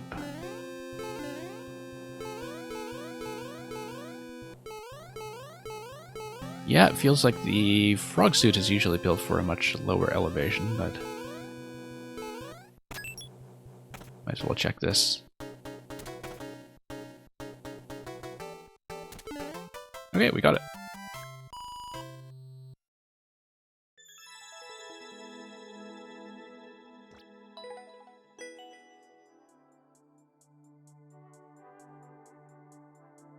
Yeah, still thinking about what the intended solution is. And then, because I did see that I had two options for just moving to POW otherwise, but was mostly thinking about what to do with the blue pipe in terms of timing. So, thank you for that. That's a GG. Look at Cyphus with all these speed records as usual. A spring and POW walk into a bar. Bartender says, "How'd you get in the door?" Yeah, I'd wonder about that as well. Intended is to ground pound to POW with the dry shell and then jump off and grab the spawning POW midair. Okay, so it is going to be a midair grab. I was wondering about that. Having built up such a backlog of shells, I was maybe a little bit reluctant to smash everything. But I guess the cooldown time from the ground pound with the bone shell that gets you into the crumpled form is going to line up pretty nicely with the blue pipe then, from what I'm gathering.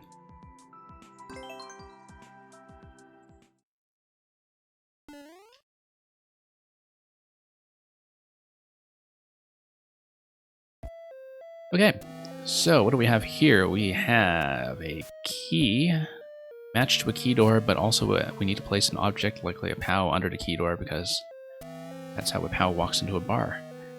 We need to figure out how the doors are actually matched before we do anything else, so let's just check it. Yep, okay. And that's never going to go unless we have the POW in that spot.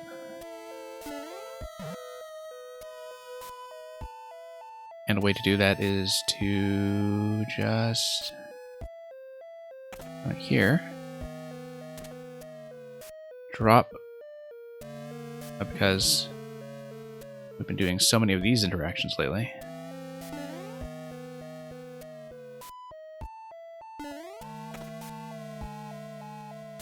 Okay, so we have both objects available over here, which will get me up to the on-off switch. Maybe. Yeah, no, that's fine. Because, well, it will be fine in a moment once I over here.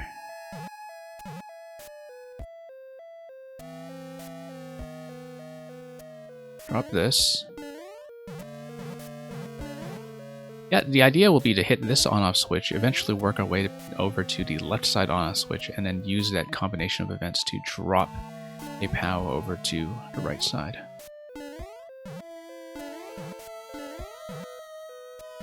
feel like I probably... I'm thinking about whether to suspend a POW in this location or not. No harm. I mean, it does allow me to go back up if I fall down here. Otherwise, no, that would not be a lock, obviously. Wait, then why can't I just drop this here, do that, and do that, and oh, because I need to hit the other switch, okay. Should have thought that one through.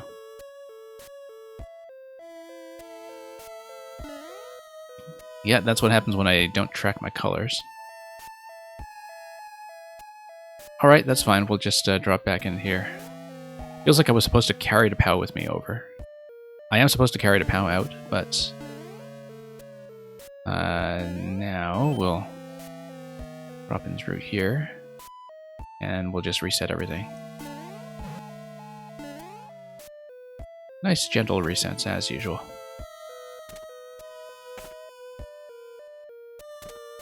Okay.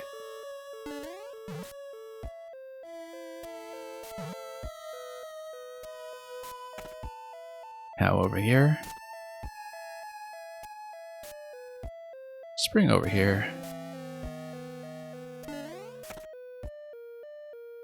And we'll do the same thing.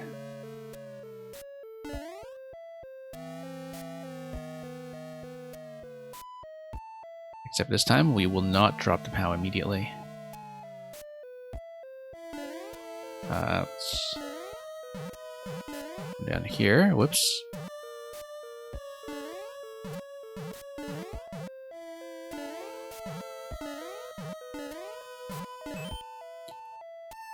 And take the POW with me, but not drop it just yet. I actually want the POW in this location here, I think. Let me think about this, because I want to eventually get up to that location. But I need to think about how to make that accessible. And if I drop the POW down in this location, that's probably not going to be it.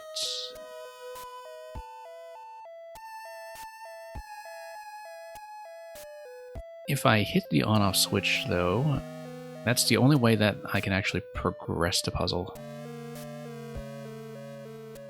Except I'm able to, of course, drop down onto the spring and come up here.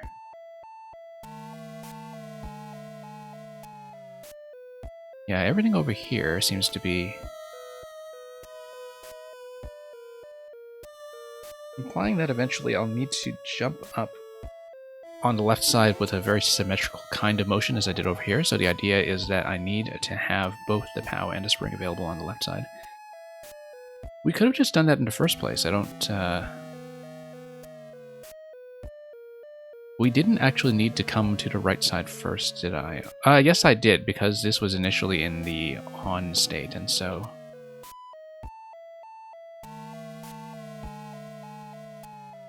So the idea will be to walk through all of this again such that I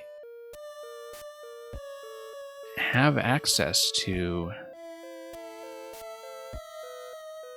the POW on the left side and the spring at the same time. And the way to do that is to take the POW through the doors with the same interaction that we had previously, except in the off state as the starting position. So the way I do it is like this. You drop this, and then, oh, no. We'll be back to the on state here, and that would not be correct, because that just gets me back to square one. Okay. Nugukaza, welcome. Nugukaza, I've played some by Omega Boy. I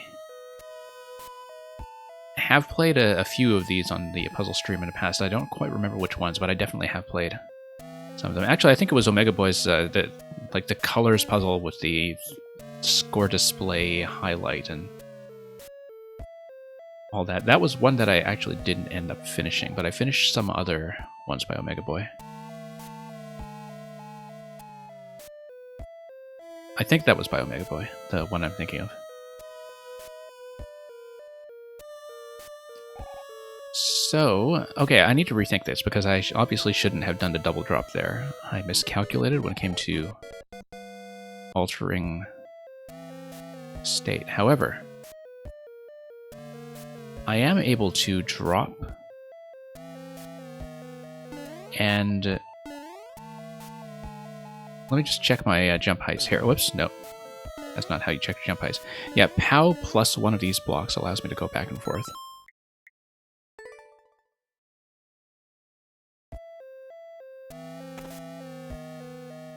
So that will be an important thing to remember. Because we're going to, whoops, come up here. Come back down. And Nugukaza, so did Orator end up finishing the P-Balloon level? Or did he just boo it and move on?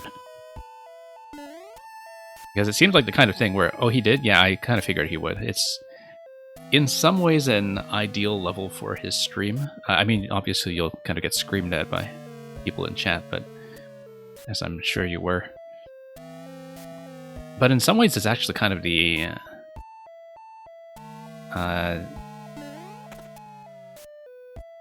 ideal level for that stream in terms of, you know, being able to find a player who will quite seriously push through it. Whoops. You cleared it in about an hour, yeah.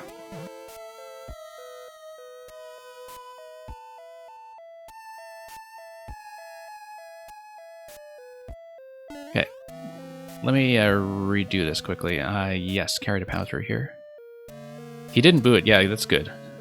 Given that some rooms, I think when I dropped in to see him play part of that, I think you can tell that it's still, you know, a reasonably well-designed level, though, and not the kind of thing that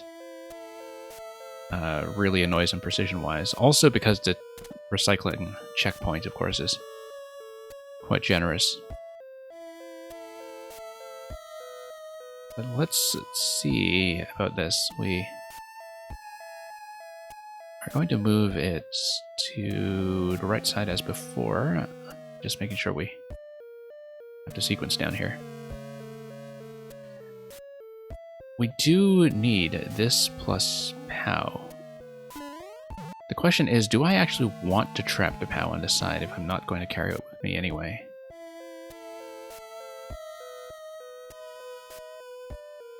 I think I should be carrying the POW with me.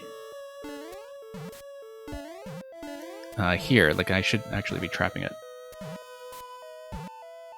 But from there, I'm not exactly sure how we'll proceed. But I think the idea will be that ultimately we want to do the same kind of door interaction, but in the off state. And I think I know how to do that. We trap the POW. We then come around, leave everything in the off state, drop the POW here, jump up here, and then just redo everything symmetrically.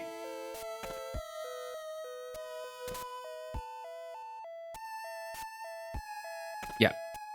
Reset the POW. And we do the puzzle the exact same way, but with the opposite direction and the opposite switch. I like the symmetry there, actually. Very elegant.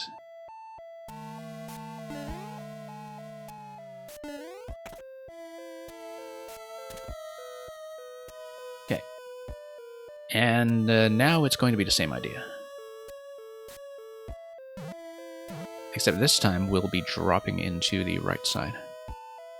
Going to lurk for a bit? Yeah, thank you, Nugukaza.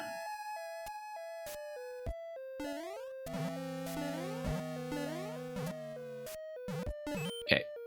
Here we go, and then we just drop into the right side, and that's it.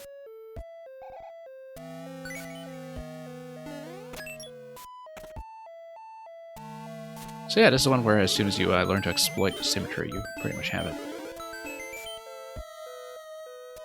GG.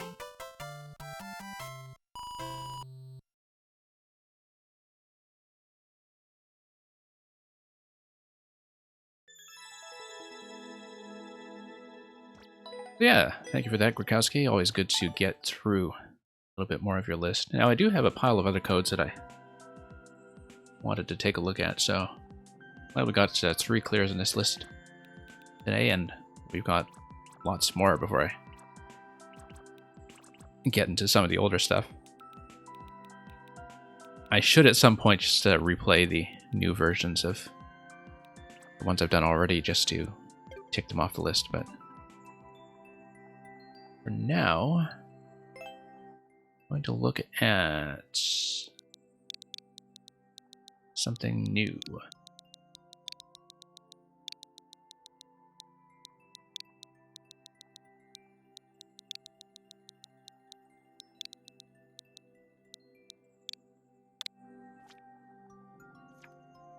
So this just came up on Lupin Snoop's secondary profile about a week ago.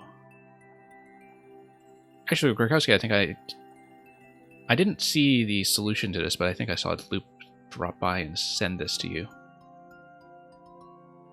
but I don't actually know what this is, so we'll see. Mario celebrates this holiday season by tipping his hat in this puzzle. I mean, if that's how Loop tends to commemorate Memorial Day in the United States, that's very festive.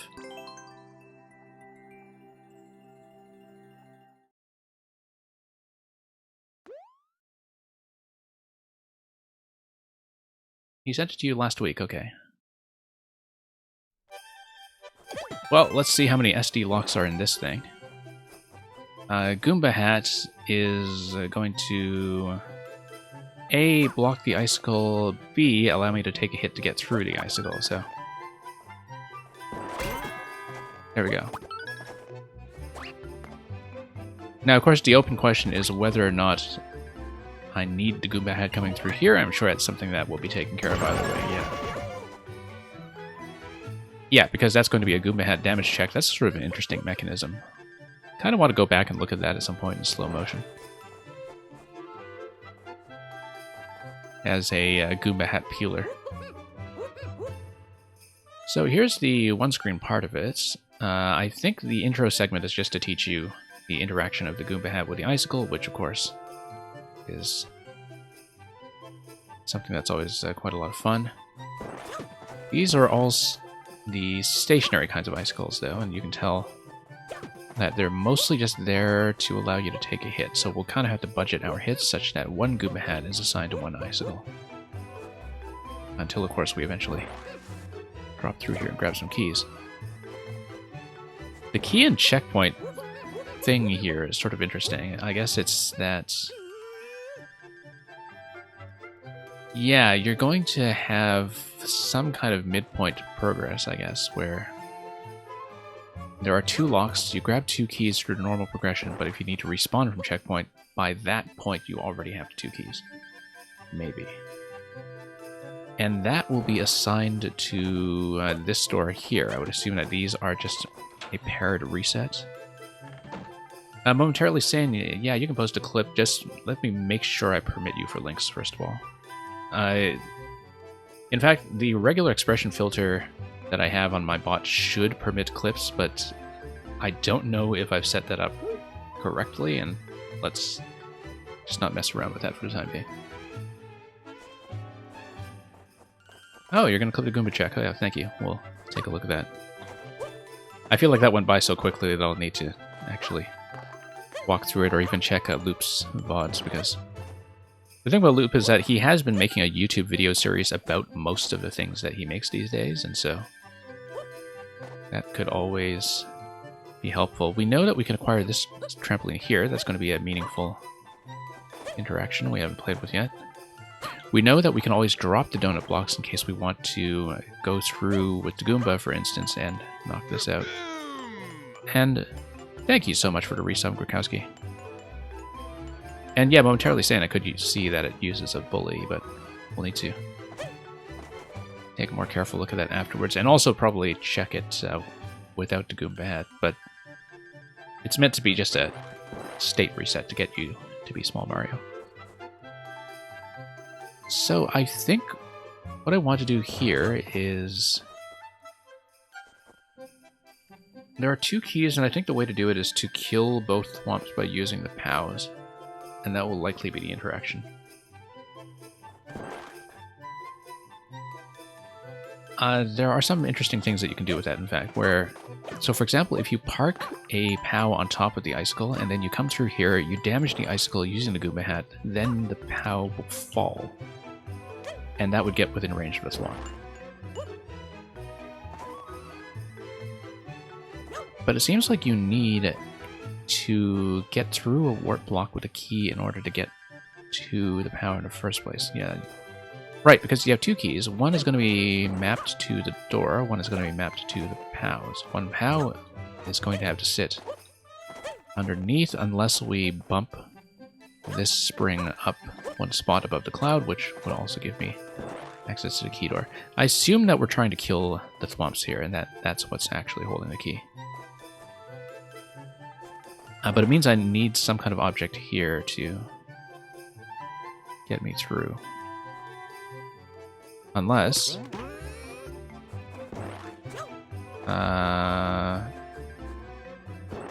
Yeah, we can grab the Goomba hat, and then that will make the whole thing sync.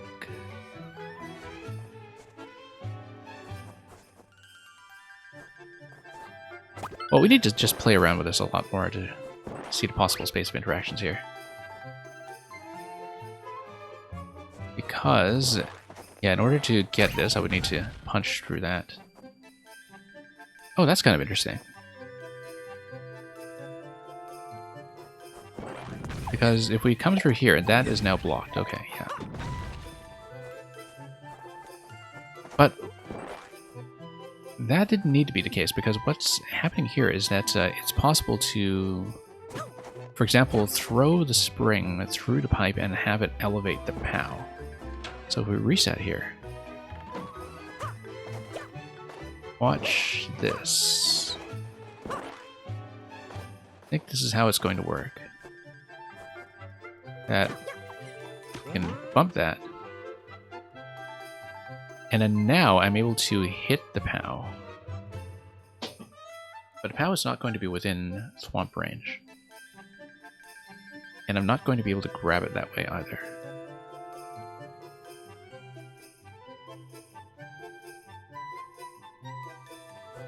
So, let's see. What is this swamp movement anyway? The swamp movement isn't really going to matter by the looks of it.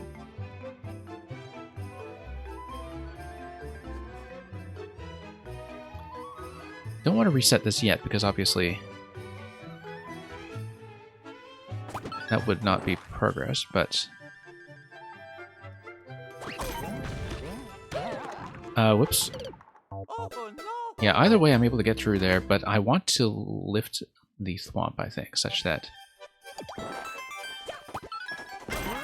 If I lift the thwomp... Yeah, let's go through here and show off the bully, first of all. Huh. It's just a massive collision there. As the camera scroll pushes you over.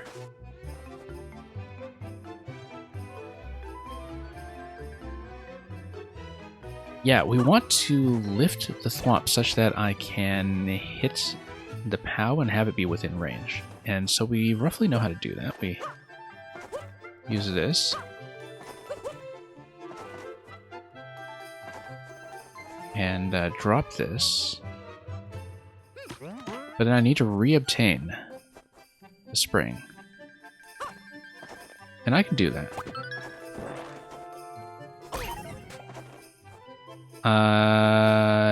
No, I didn't want to do it that way. Yeah, that's the reason I didn't want to do that, because I want to grab the spring a second time by, say, coming down through here somehow.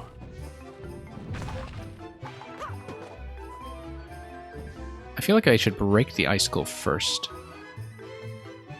and then drop the spring, such that the spring doesn't land on top of this, and that I can come through here and then grab the spring and reclaim it, so... Let's do that instead. That order seems like it is going to matter. Yeah. I like the failure conditions in this puzzle. They're actually pretty reasonably interesting.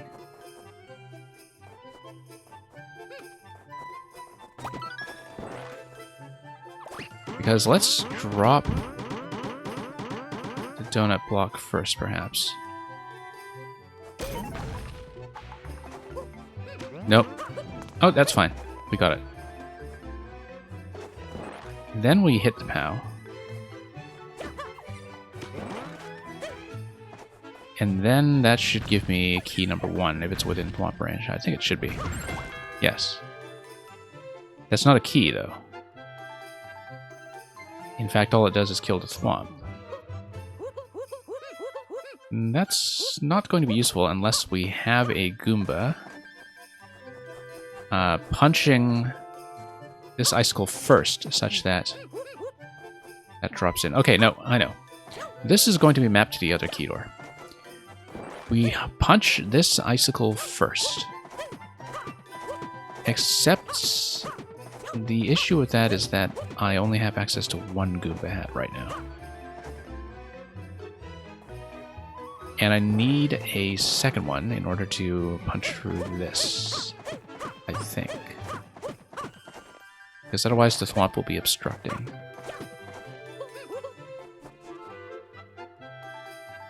Yeah, because I want to drop this spring first.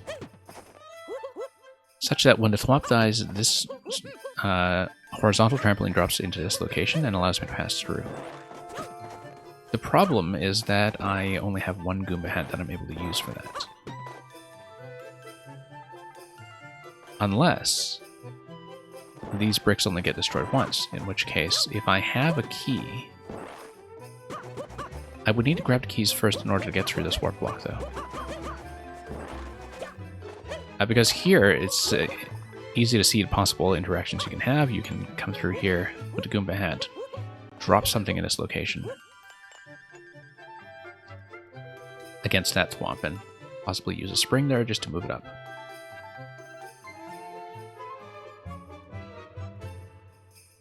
And actually, even moving up the thwomp with the spring allows you to then drop through the donut block.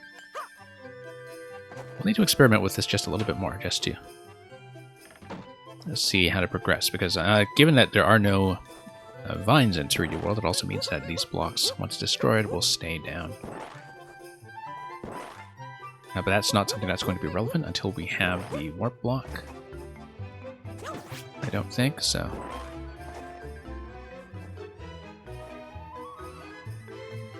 Possibly, I just need to be really quick about this, such that, you know, you tap this and...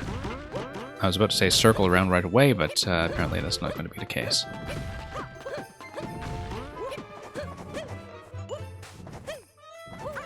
Okay, jump up here.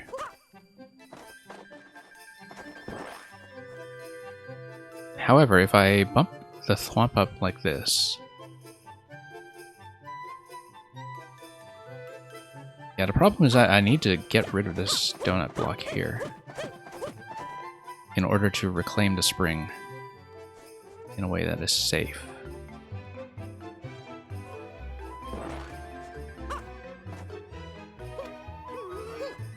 So far not seeing that.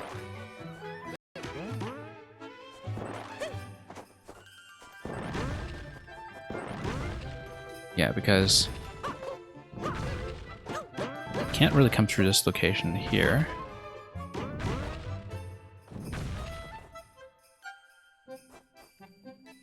So yeah, we need a way to break both icicles then. And possibly this is not quite the sequence I want yet.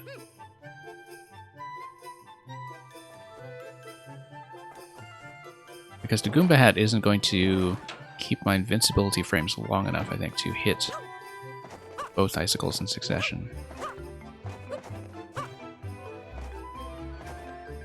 I do wonder about this trampoline here on the right side, what that's all about.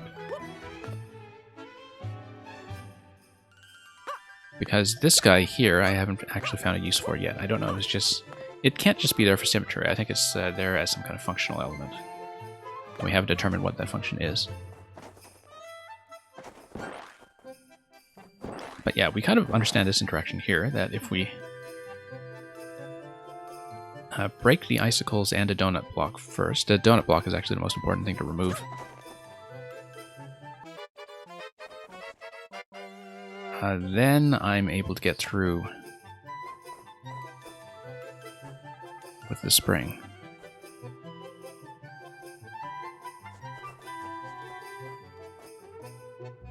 But yeah, the question is how to remove this thing afterwards.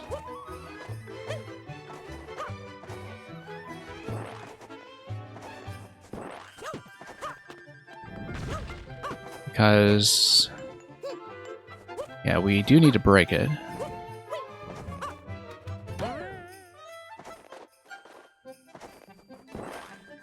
One thing I haven't really thought about yet is using the reset door in conjunction with the Goomba hat.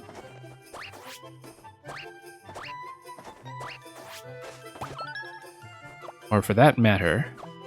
Hang on. No, we're not really in a state that allows me to use that interaction.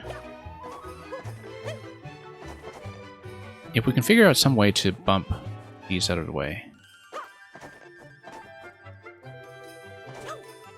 Maybe that'll be it. But so far, all we have is, we know how to reposition the POW, we know how to reposition the Thwomp before we reposition the POW, such that the POW is within range. And the Thwomp does need to bump up in order for the POW to hit, otherwise the POW will not be close enough. Oh no!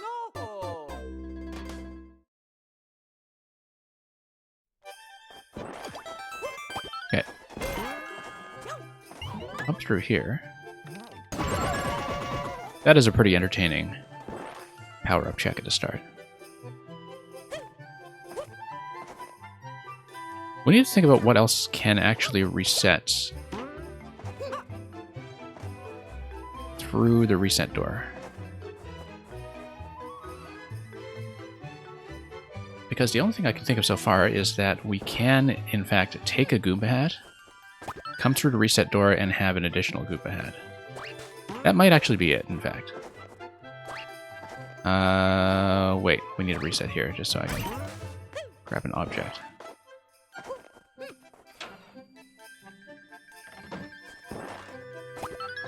Because we come through here, now we can take an additional hit. Yep, that's it. We got it. Okay, problem solved. That's all there was to it. Just need to apply judicious use of the reset doors. So, same interaction we understood before. We get rid of the donut block and the icicle. And then drop this. And then miss. Yep, too slow. That's okay, we know how to do this. Okay, reset, get the additional hat, tap this, come through here, come here. I don't know if there's a more elegant way to do this part. I feel like it is going to be a timed exercise here, no matter what. Just to get everything into position.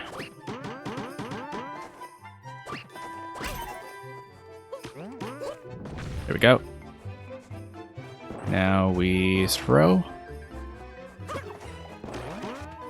We bump. And that gets me through the door and over to the checkpoint.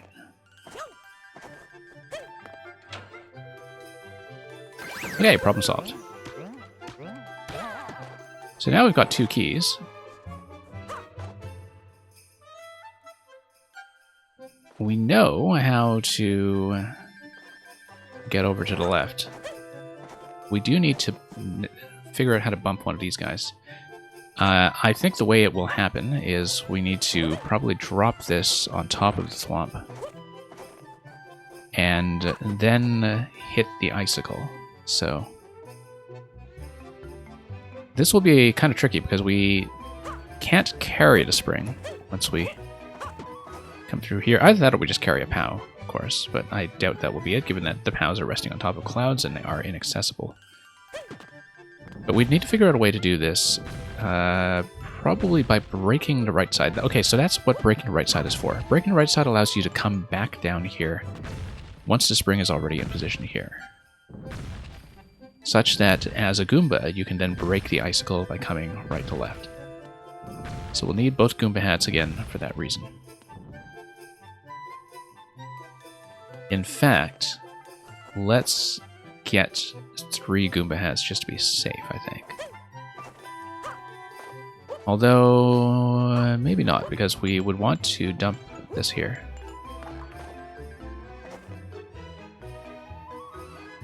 And then that would drop in and allow me to come through the warp block. And yeah, coming through the warp block is going to give me an additional hat, so. Move this guy.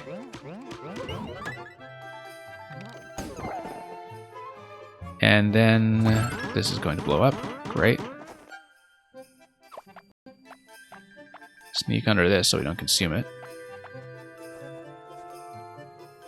Then we break the one on the right.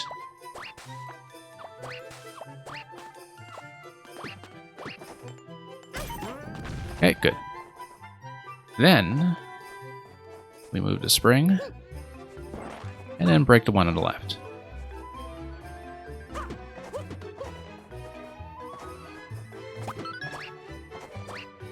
And this should work.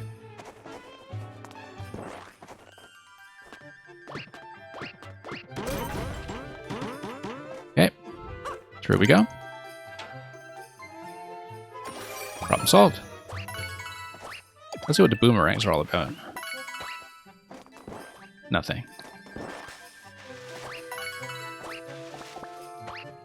Just a way of saying GG. Okay, pretty straightforward.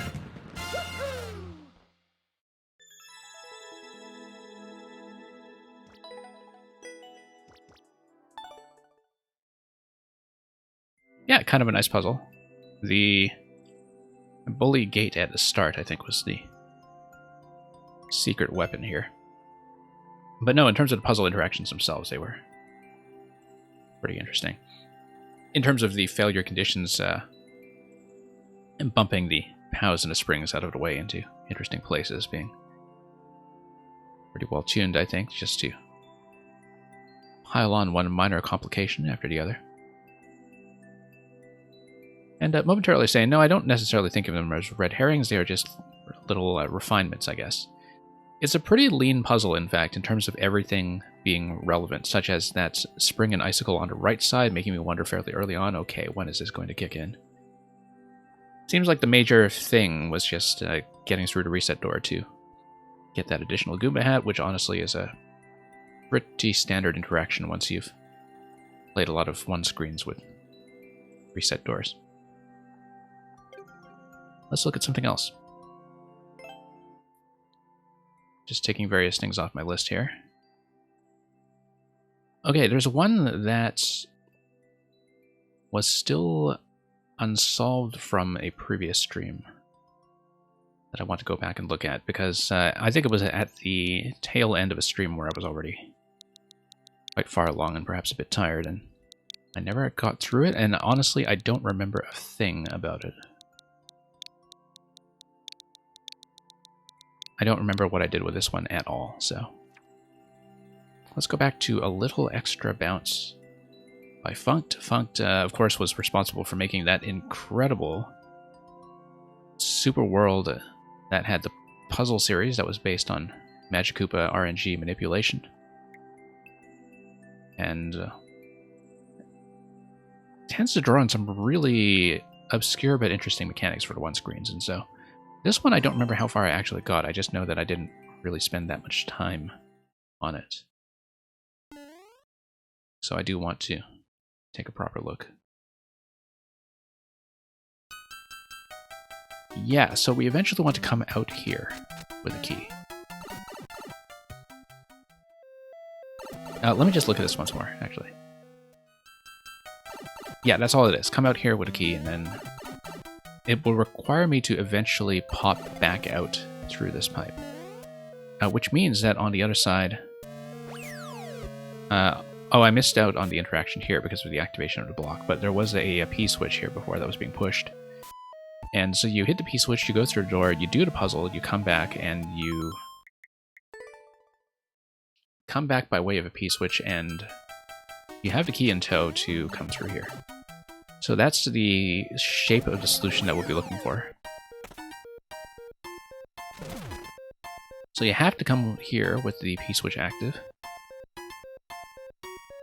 And you have to reactivate the P-switch in order to get through this door. So the goal is to grab the key and then come through here. Ah yes, I remember this now. Roughly. That we were sending the skull platform sort of on a diagonal through here and sailing up through this little precision node here. And one thing I had not considered previously was just how to get through the spikes, and I feel like I just wasn't thinking about the precision alignment of surviving the spikes by pushing up against this wall previously, and so... Because I know I had a lot of trouble just getting through that gap, and now that I look at it again, that's actually pretty straightforward. Okay, so let's actually walk through the interaction. We will eventually want to come through here or send something through here for this P-switch activation, and then have an object to stand on top of this P-door. Before we can do any of that, we do need to grab a key. I feel like one thing we had done previously was send this guy all the way over. But not like that, obviously, because I needed to not die on that location. But the way to not die in that location is just to be able to take a hit. It would be, for example, through something like grabbing the spiny shell off of the conveyor belt over here. So, for example, the idea is that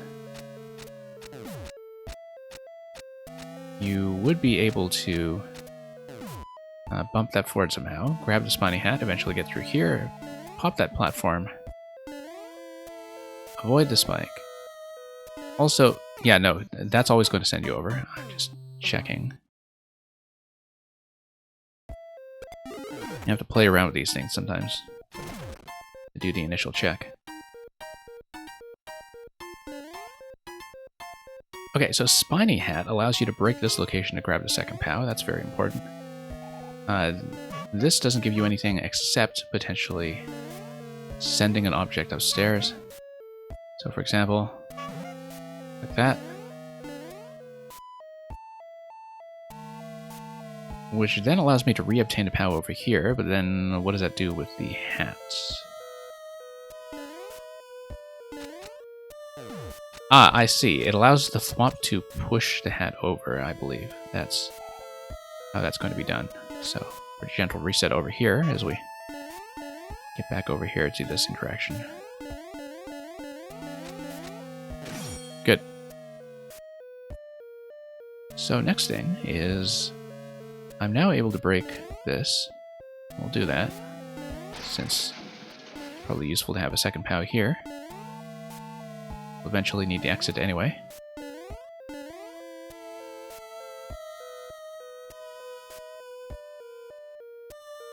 Looks like the thing to do over here is that it is possible to sneak over to the on-off switch if we in fact have two POWs stacked, such that I have a platform to run across and then hit the on-off switch.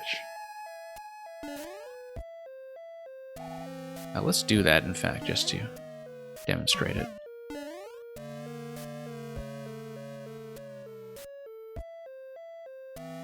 The other thing to keep in mind, too, is that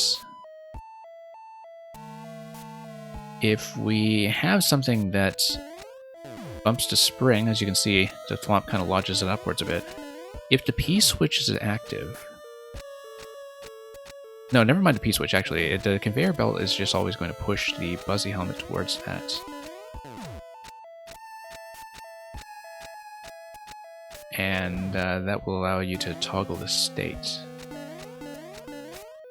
I think that's just a sort of initial reset getting into this room. Or not. I'll have to look at that more carefully, because obviously when you spawn in here, the conveyor belts are disabled.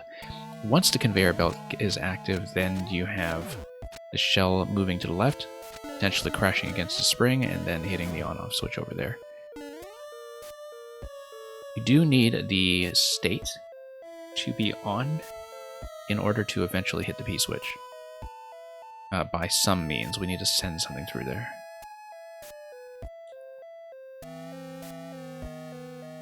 Actually, just sending the muncher through there eventually with some kind of bump will probably do it. Like if you have the side spring moved over here, such that it pushes the muncher over, that would get the switch activation. For now, though, let's take a look at this. Like I said, let's take a look at this.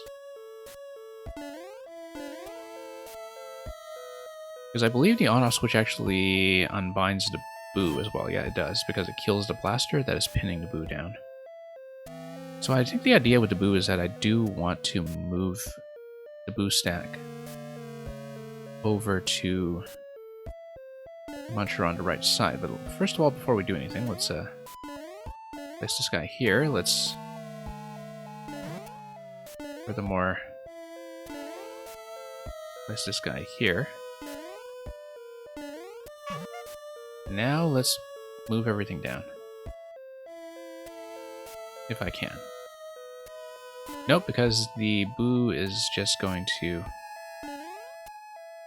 Yeah, I actually want the Boo to crash against this location, such that it's going to drop the spring towards the Muncher.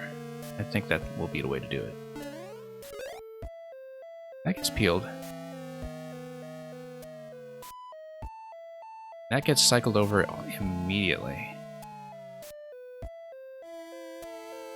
Ah, okay.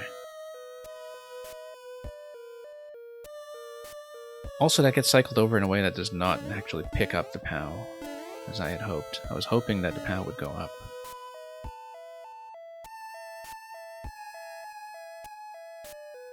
So I think we've probably blown this attempt already.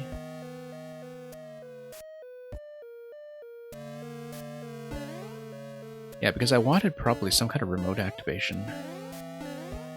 Put a skull platform that would allow me to come through here and get lifted up.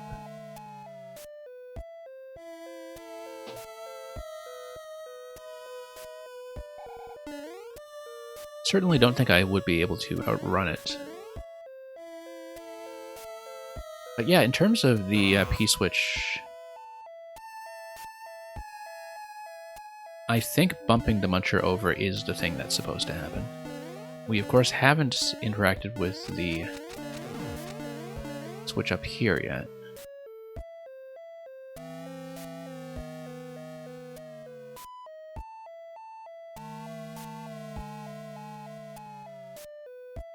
Anyway, this will be a reset, so we might as well just do it.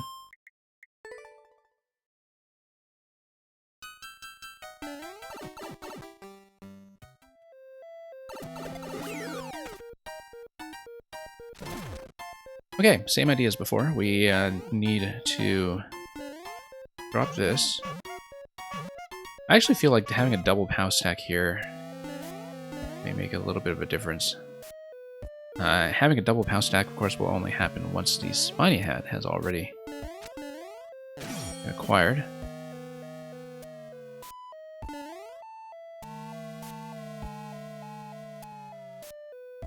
Also, if I come here with the P-switch still active, and then I bump the Thwomp up like this, such that the spring gets pushed up before the release, we'll have to try that next time.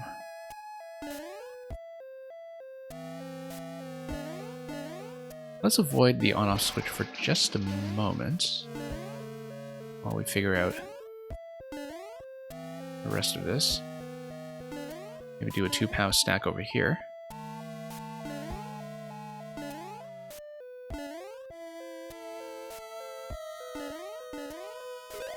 And let's see if it lifts. Yes, it does. Okay, Wiggler is going to be in that location. That's close to what I want, but not quite.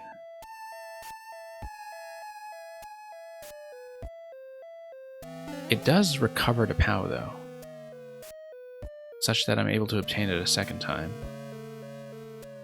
And so maybe that is useful. The presence of the Boo really does change quite a bit, though, in terms of what I could potentially get done. This is the first time I've been able to land a Wiggler on that platform, at least, but I feel like I needed maybe an additional thing for it to stand on, such that it would walk over. You know, if I were actually able to lift Whip's 3 POWs instead of... Or lift both POWs, rather. Lift 2 POWs instead of having the skull platform just come over this way. Like, if I have the first one placed slightly off-center, for instance, maybe that would work. Get a double stack. We'll go back and we'll try that. There's quite a lot here that I haven't played with yet, including this thing here. Nope, not quite. I wanted a shell to just bounce back towards that. Anyway, let's think about that shell later.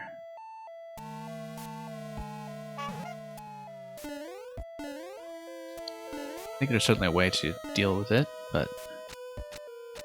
Whoops, didn't want to grab that. The other thing that can happen, of course, is we'll potentially do a double POW stack in this central location as well. But let's find all the progress we can first. So, for example, I dropped this kind of halfway. Drop this guy all the way, and then the skull platform should push these against a wall and have a double stack that will drop POW plus Wiggler on top of the central key platform, and Wiggler should be able to walk over and grab the key. We'll just test that. We'll need to put a lot of these pieces together after the fact, I think, but... Nope, it's not going to pick up. Never mind.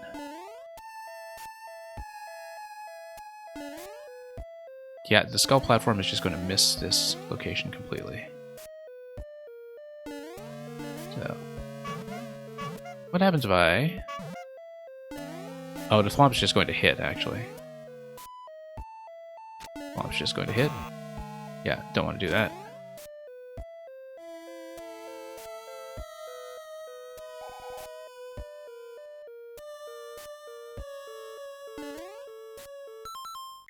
Okay, well, we'll just continue experimenting with this just to see what other interactions are possible.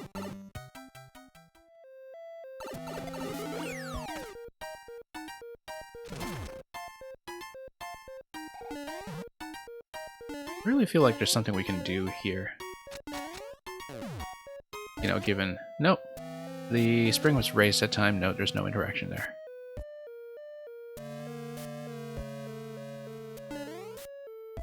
Feels like we're really close to something with raising the Wiggler by a spot.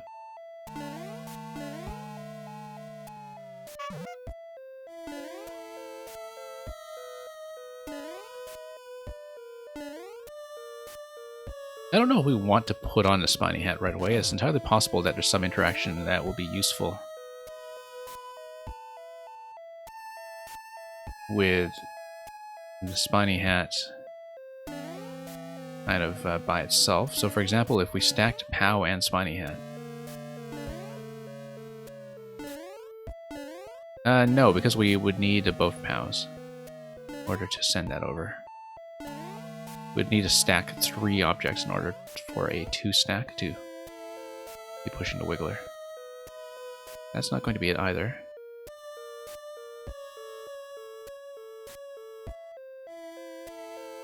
And...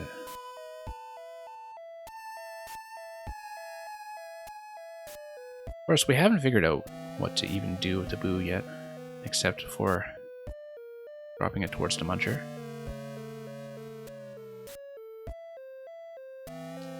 So right now, just getting the Wiggler to land on the key is the most difficult thing, unless I can get myself over to the key, which I don't think I can do. I think it's pretty specifically precluded. Let's grab the POW.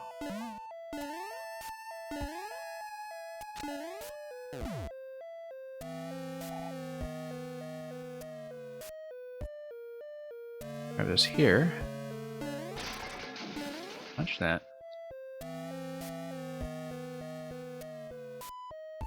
So yeah, we know how to do some object stacking on this side. One thing that can happen, actually, is to use the Boo stack to drop the horizontal spring as the 3rd available object. But the problem with that is, how do we then have a 3 high stack over here and have the spring available for the key over here? So far, I don't see that as being the case, but let's see if the P-switch interaction is going to work the way I want it to. We'll just need to solve this course in a bit of a non-linear order here as we figure out some of this stuff.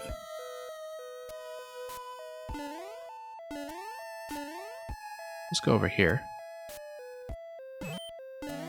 Yeah, boo stack. Let's just walk it out of the way for a moment so we can get some of these objects out. And I don't want to have it drop everything just yet. Oh, no, that's going to be a bit of a thrill. Yeah, you kind of need to lead the boo carefully here such that the spring doesn't drop. And then lead it down to this location. And of course, the fact that you can kill the boo with a spiny hat is important as well, but I think it's that you just need to tug the boo over.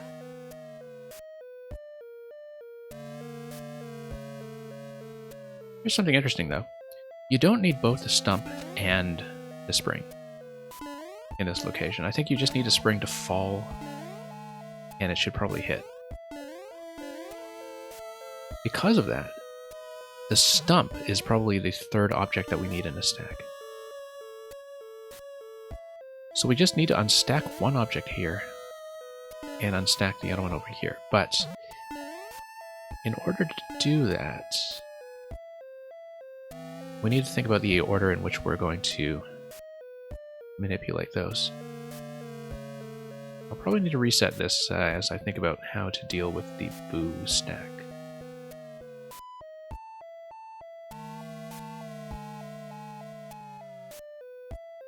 Yeah, because you've got boo followed by stump followed by spring. Spring we know has to go here. And a spring has to be peeled off first, because if the stump gets peeled off first, then the spring just falls right through.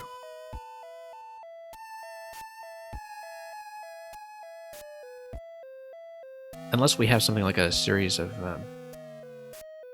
head bumping interactions with a spring.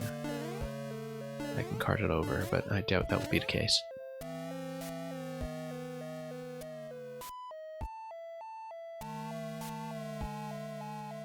But then, yeah, that's going to be tricky. Because I don't see a way that we can just unstack the spring on this side without also unstacking the stump. But we should definitely think about how to use the stump in conjunction with the spring as something separate. Also notice that we still have no idea what to do with this shell in terms of switching the on-off state back to what it was before. I still have no idea what to do with that.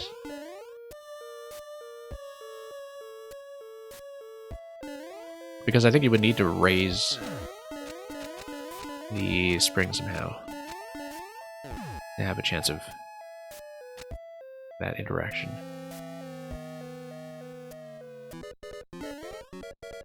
So let's play around with some of these objects, see what we can do. Whoops, not like that.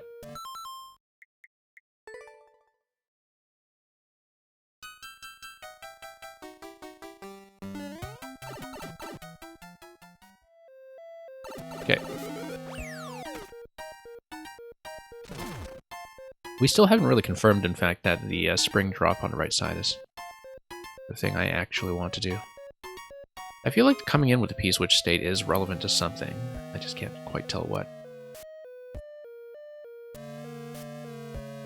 That there is a way to exploit that.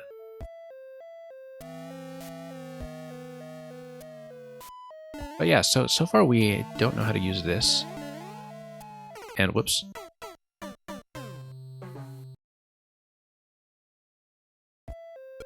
A soft lock to avoid cheese. What part are you talking about momentarily, Sane? Because I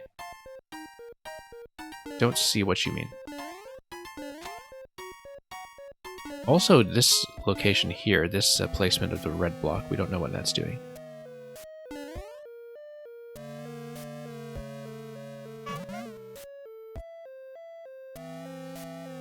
It's possible that I'm grabbing the spiny hat and wearing it too early.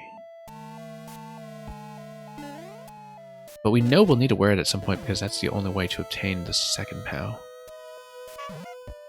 It's just a matter of thinking, you know, about whether there is going to be another interaction with it first. We know that a Spiny Hat is able to kill the Boo, but... here's something interesting. So, notice how previously, when we had a 2-POW stack over here, one POW was acting as the support, the other POW was being raised by the Skull Platform. The POW that was being raised by the Skull Platform actually did manage to fall back to this location at the end of its trajectory. This implies that if we have Stump plus Spring over in this location, and Stump plus Spring gets unstacked over here and carried by the Boo, then what happens? So we lead the Boo over here. We kill the Boo. We have a safe location here such that we don't get crushed by the Stump. So the stack over here is going to look like Stump, Spring. So the Spring, or trampoline, gets bumped up, but we have an additional object on top of that like a POW. So it's going to be Stump, Spring, POW. POW and Wiggler land on top of the platform. Wiggler walks over and grabs the key. The Spring is in the middle of the stack and it lands over here. Then we bump the Spring using this to raise it by a tile. That will allow the Thwomp to probably get a push over. And the idea is that the Spring will go down this conveyor belt and fall into this location. That's how to do it. That's how to do it. So Stump remains here. Spring goes into the middle. POW carries the Wiggler over to the key block. The P-switch turns off the conveyors, yes. But you know the P-switch is always going to be needed here anyway.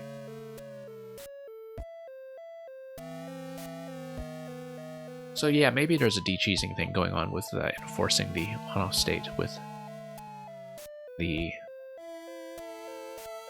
shell up top, but I don't quite know yet. But here's what we're going to try. We're going to drop the 2 POWs over here. I'm going to hit the on-off switch and lead the Boo to the left.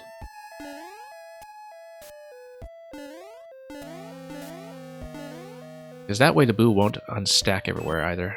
We can actually put it in a decent position.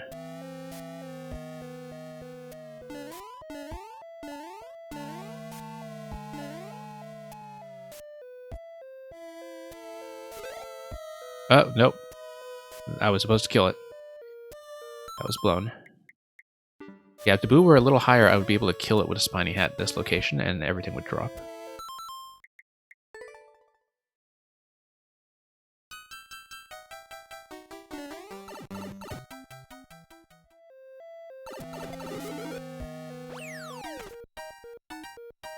Okay, I think I know what to try now, though. I think that's actually a fairly major breakthrough. In that we've gotten most of the way to the solution just by understanding how the stack is supposed to look.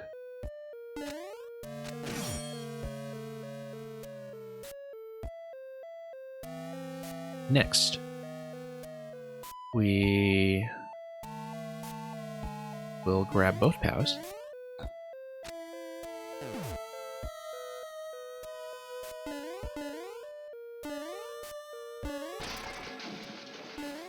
Use that to activate the on-off switch to release the Boo. And yeah, we do need the shell to reactivate the on-off switch somehow, and that's something that will be with a Thwomp interaction that I have not seen yet. But which I think I know what it's going to be.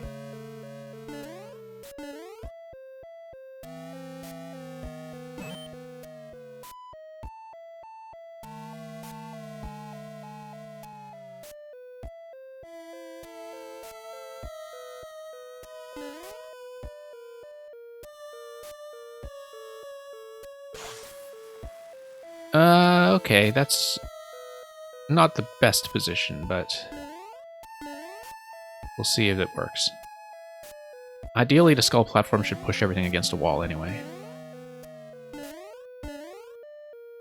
A little bit imprecise, but we'll see if this actually functions. Yeah, no, this was off-center. I needed the boo to be a little further to the left. The boo has kind of an up and down oscillating pattern as it moves to the left. I wonder if I should just tuck myself in the bottom left corner and have its movement just sort itself out, because otherwise moving the boo just gets a little bit too complicated.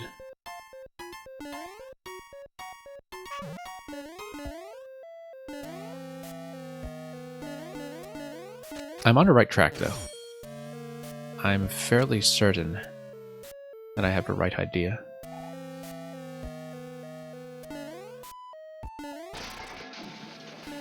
Okay, stack this stuff over here. Avoid dying to the muncher. And here we are.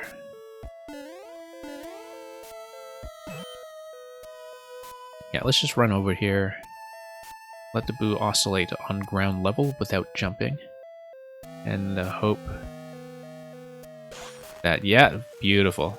That works perfectly. Now I should be able to do a 2-high stack now in this location. And that will load everything I need to get the Wiggler on top of the key. Eventually, we'll want to drop the POW in this location to bump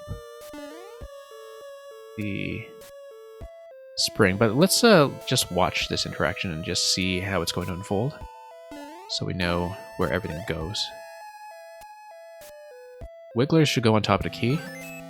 Spring goes in this location. Now I wonder if the Thwomp is going to be able to bump the spring over to the conveyor. Because that should bounce the Thwomp back, right? Like, oh no, I get it. You need to drive the Thwomp over here, and then you drop this. Because what's going to happen is that the spring is going to squeeze over to the right side, but it's also going to reactivate the shell. So you go here. We need to do this a little more cleanly. Come on. Yeah, no, I get it. But then you need to raise this. So ideally, I'd like to get this Thwomp over here, and then do the POW drop quickly to bump this up. I don't think I can do that fast enough, though. I feel like there is perhaps something I'm missing.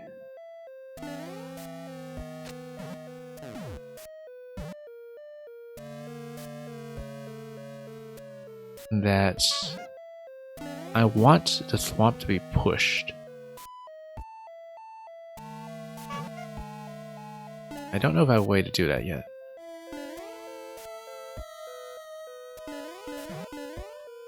Especially now with everything in this location. I don't want the Thwomp to hit the POW, obviously. That would be a little bit disastrous.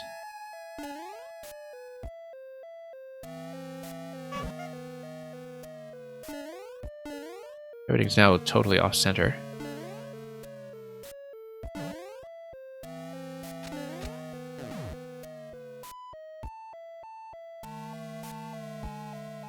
Yeah, okay, so the idea here is that I want the Thwomp to be pushed up a spot.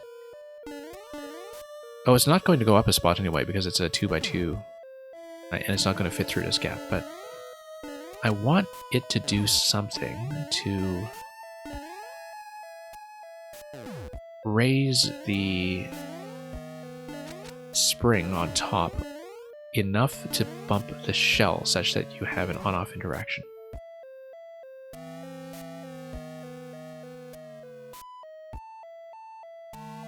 I don't know if I have enough objects to do that with right now. Like whether I need to do something to reclaim the stump, perhaps, or perhaps even just stack everything much higher.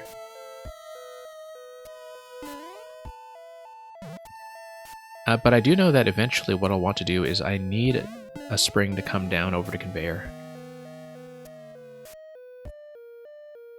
And quite possibly what I needed to do was position the POW here to begin with, before this spring was dropped in.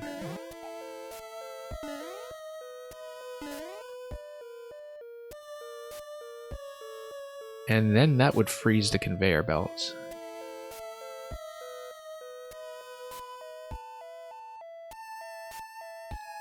Let's think about this, because I think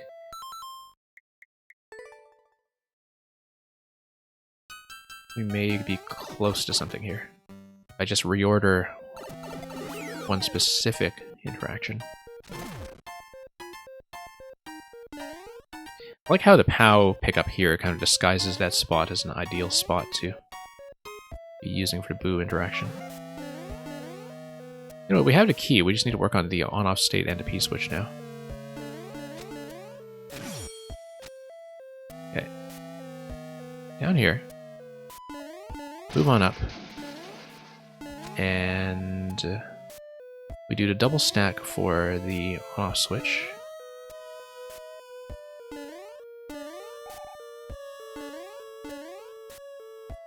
Run over to this corner. That'll kill the Boo. And drop everything. We put a POW on top of this. But more importantly, we put this POW here in advance. Let's see what this does. In terms of the movement of the spring in the middle, that's the thing we'll be watching.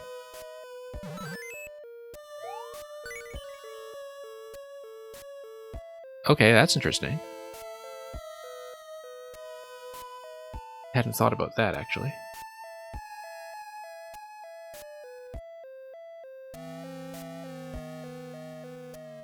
I wonder then if what we need to do is actually reposition the thwomp before the spring comes in.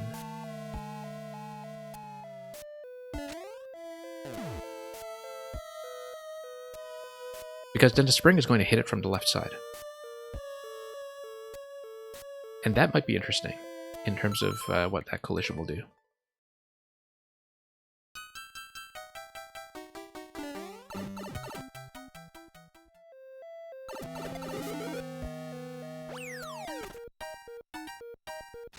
Okay, let's try this again.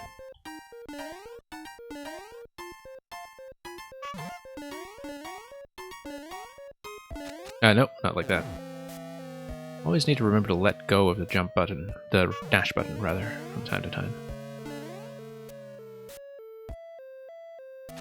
That's something I don't tend to remember very well.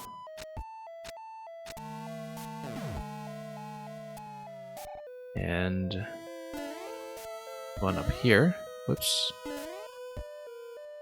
We're getting close. Just need to make one or two little fixes here, and I think we should have it. There's some kind of central insight we're missing about how to reposition the thwomp and activate the top switch, but I think if I just move the thwomp ahead of time after hitting the skull platform, that might actually be all there is to it.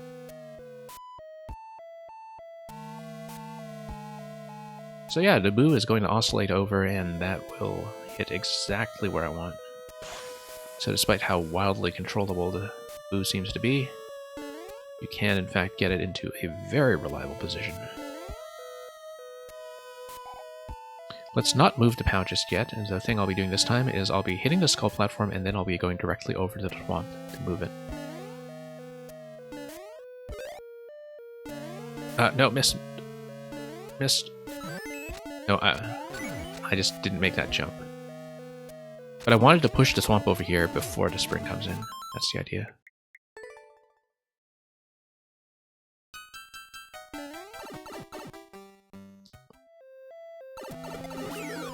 And that will take a little bit more jumping accuracy.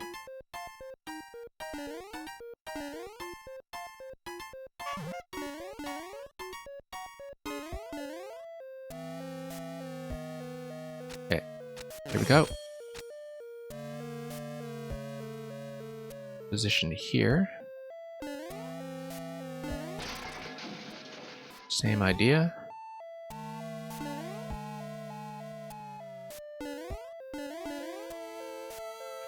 Drop this here.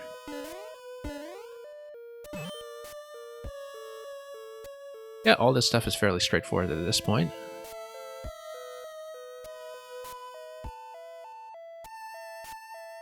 It's kind of nice to have a puzzle that just works reliably once you've sorted out what your intended motions are. Apart from this little thing here, of course, which we'll need to take care of in just a moment. Now that's interesting. That just drops it into a totally different location, and now... First of all, I'm wondering about what to do here.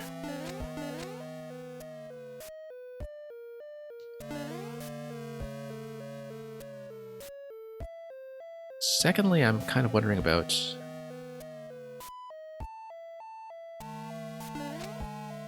like what this one-way panel is for, in terms of how anything would drop down here.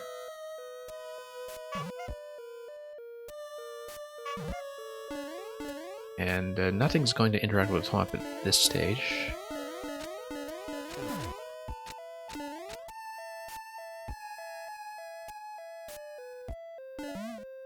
But yeah, this location here, there's a lot of uncertainty about it still. One thing I'd like to try is just doing a 4-high stack. I feel like that would just give me a stack of Pow Pow Wiggler on the left side there, and so nothing would happen. We don't know that for a fact. The other thing I can do too is move the Thwomp before the skull platform and see if that does anything. But I need to watch this a little bit more carefully to see if the Thwomp is doing anything meaningful collision-wise when it's on the left side.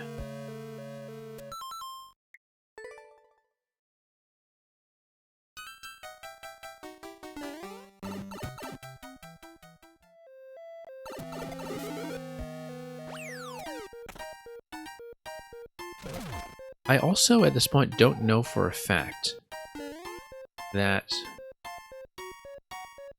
a spring dropping in down here is actually what is going to bump a Muncher over to hit the P-switch. I feel like it must be the interaction, but at that point, well, at this point, that's still untested, basically. I don't absolutely know it to be true.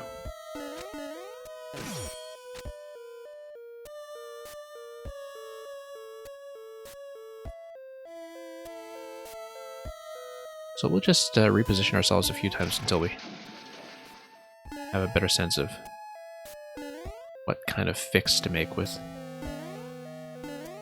the stacking method that I have going on.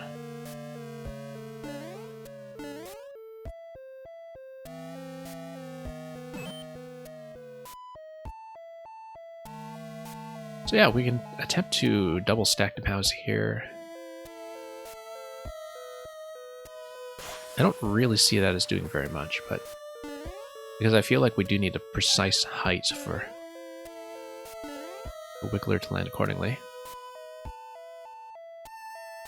The question is there a way to get the Wiggler down from that location, and do we even want to? Because right now I feel like there's the possibility that something can be pushed in this location that we just haven't seen yet. Also, the fact that you only have the walls here to work with kind of tells me that maybe you can't align any additional objects here.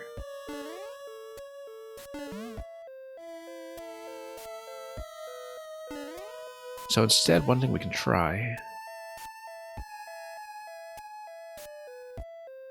is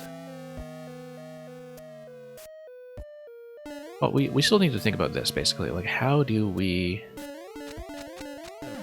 tap this object here? What could we do to raise that spring and hit the shell? Or send some other object through to hit the shell?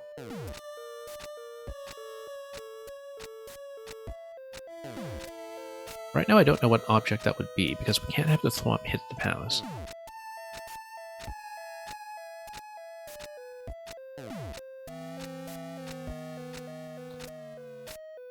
And so that's still unclear to me.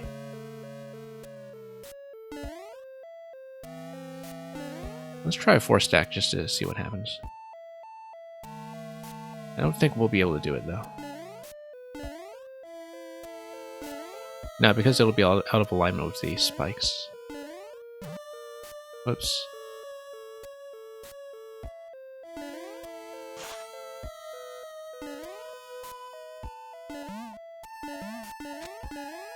Yeah, this setup here with the one-way panels and the muncher, or not the muncher, the bumper rather. I just don't know what to do with this one-way panel yet. And how to make it relevant. I don't know what it's for, and I think it might be something important. What if I bounce myself up there under the POW?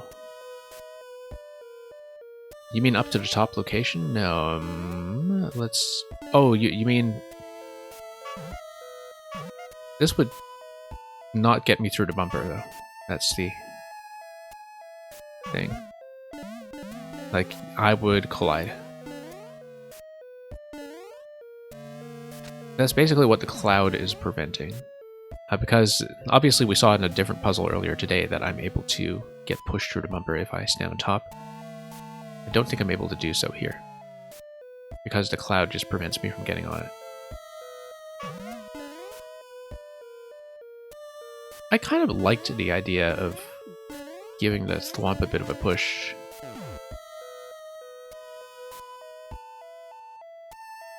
Possibly, let's just try this. Thwomp first, skull. Watch the thwomp. No, the thwomp basically doesn't matter there. Doesn't do anything useful.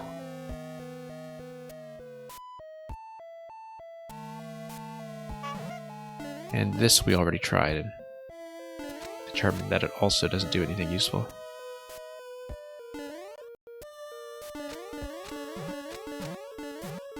Oh, except the thwomp is going to send us down. Yeah, watch this. And the P-switch is going to activate the conveyor. Okay, no, we've got it, we've got it.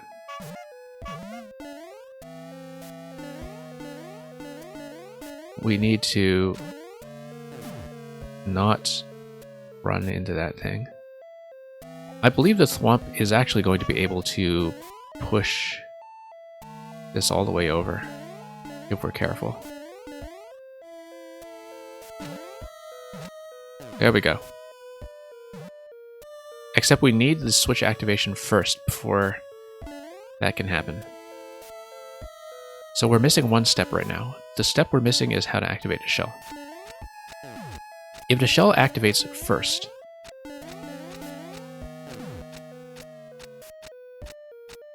then we're in good shape, because then this is going to fall down and this will hit the muncher and the muncher will hit the P. And we understand how all of this works now. In that you can do a repeated series of bounces to pull the thwomp over. So the on-off switch can be activated any time after we release Taboo. It doesn't matter when we do it, as long as we do it at some point there.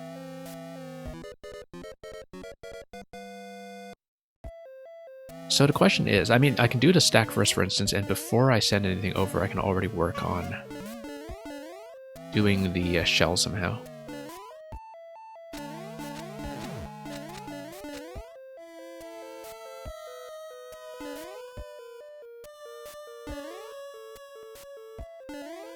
I mean,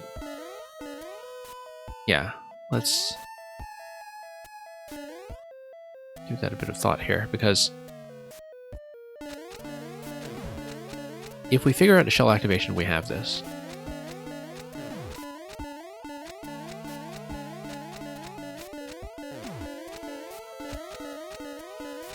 The question is, when we unstack everything here, can we perhaps do something with the POW stacking while we still have access to 2 POWs? We can't just let the Thwomp hit a POW, that's the issue here. I'm just trying to think about what object we could possibly send up here to give the shell a bit of encouragement.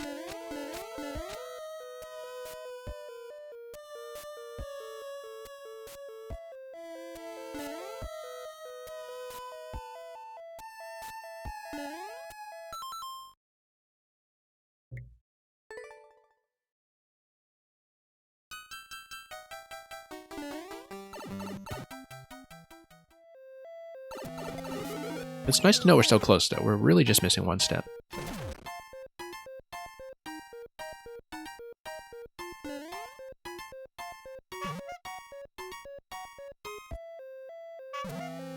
Can a POW block ride the blue skulls through walls? No. The POW blocks get pushed against the walls. That's how everything gets aligned here.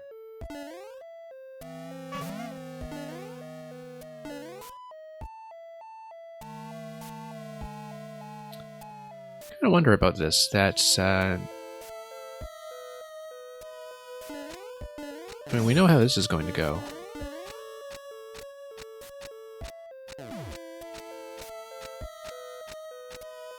What we don't know is whether some other stacking will be able to give me a better position to work with on the Thwomp. So, for example, we move this. It's just going to hit the POWs, though, and die. Won't be this.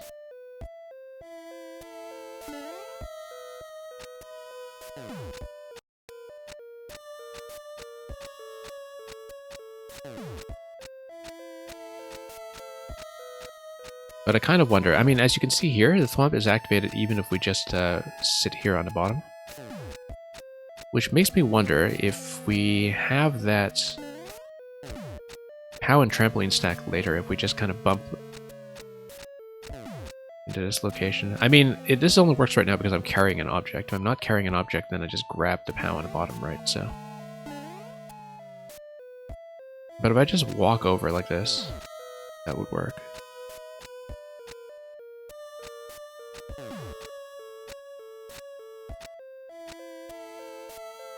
We'll have to think about that.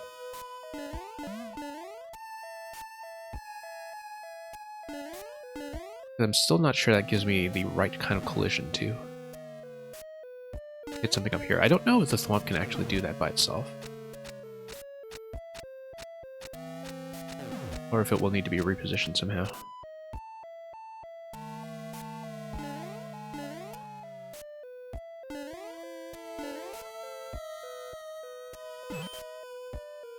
But yeah, we'll just reposition here and see.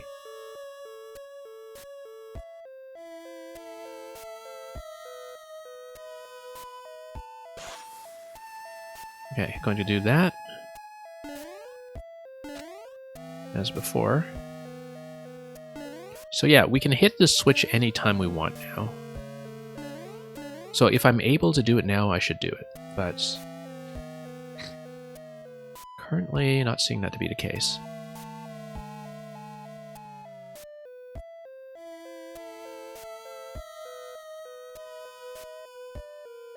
It's true that with the skull platform coming down to diagonal here, I haven't thought very hard about what it could potentially interact with. Sort of on its way down through the middle.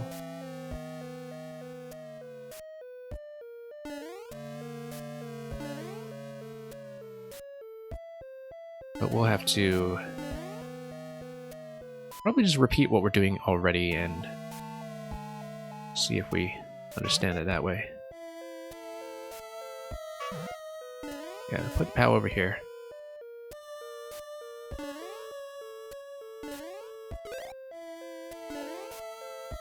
Load everything Whoops, no, didn't want to do that. That was a mistake.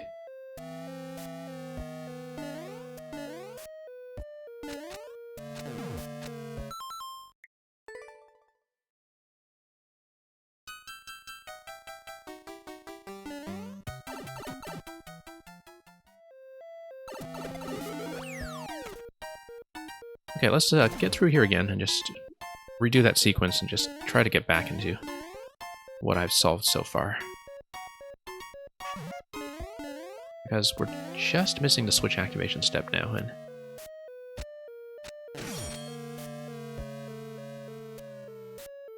so yeah, this is built, of course, as a one screen, but one that has done a bit of auto-scrolling or custom scrolling up from the bottom where the semi-solids are placed. I'm just thinking about the ceiling and whether we can manipulate anything there, but I don't believe so. Like whether we can actually send anything over to ground in this central column. But I doubt it. I think it is just a wall.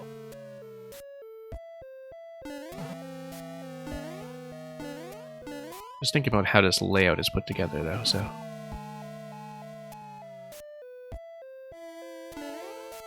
There's a way to get within range here to activate the thwomp from below. That'd be great. But we need to be within a bit more space. Do so.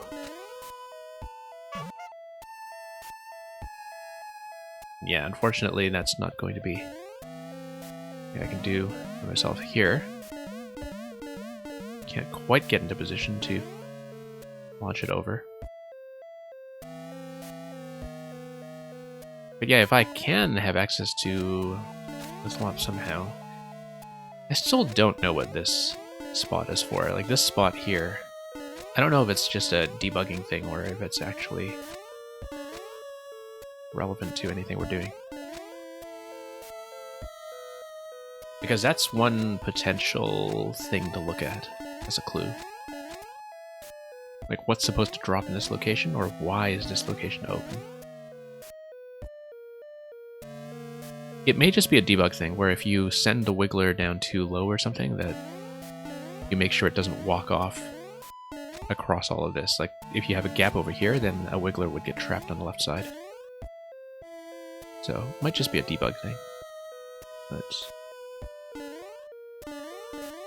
we'll get through here again and see.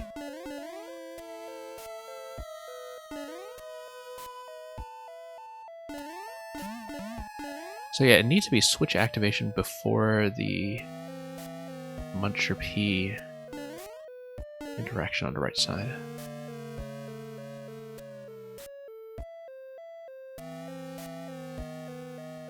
So we'll come through here. I'm also thinking about, like, if we have the Muncher and P interaction,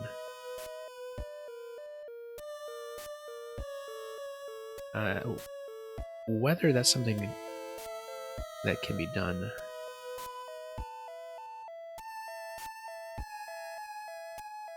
without having switched the state off, but I don't think so because of the way that the Boo release is what's controlling access to the stump and spring.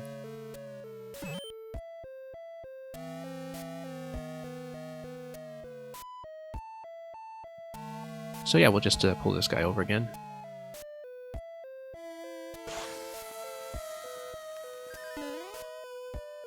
Dump this over here. Really the same way we've been doing the whole way through so far, except... yeah, I'd just like to get back into the method I already employed. Let's not move the POW up just yet. We know that's a mistake because it sends the POW careening all the way over here. And let's look at where the skull platform is going when it's taking everything through the middle.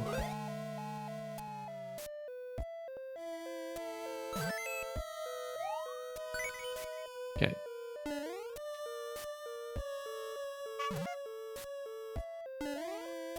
So now we can do that, but I wonder if having a repeated interaction like this we'll be able to activate the top.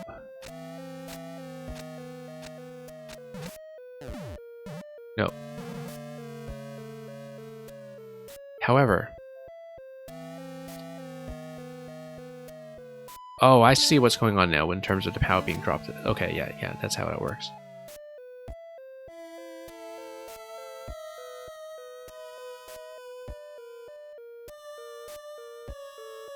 Yeah, Thwomp is going to bump everything over. I wonder if there's a way to have everything bumped but obtain the POW and prevent the spring from coming down so soon.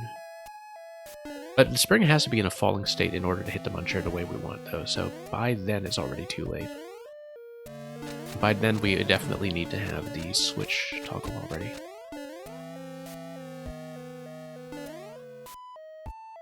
I feel like this is something probably comparatively obvious in terms of how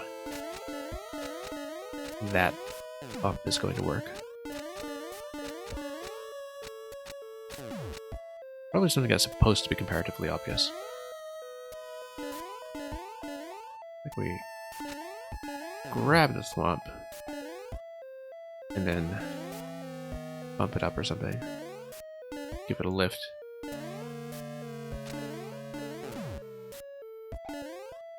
Execution seems a bit fussy for that, though.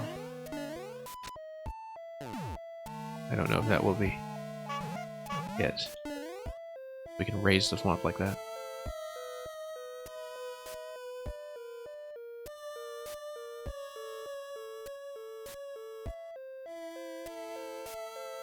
This is going to be a blown attempt anyway because we've lost access to the spring.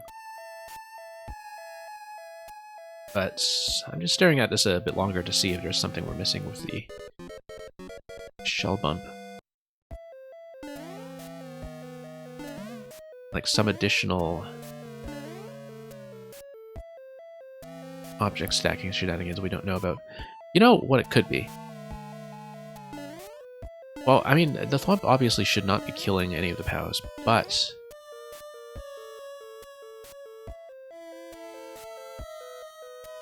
Yeah, no, you can't hit the POWs because you need the Muncher to be alive to hit the P-switch. I was just thinking, though, that one way to raise the spring would be to hit an object that is below it.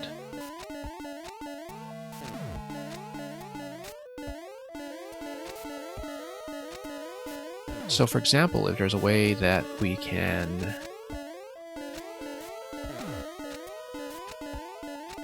kind of have a two-object stack down here.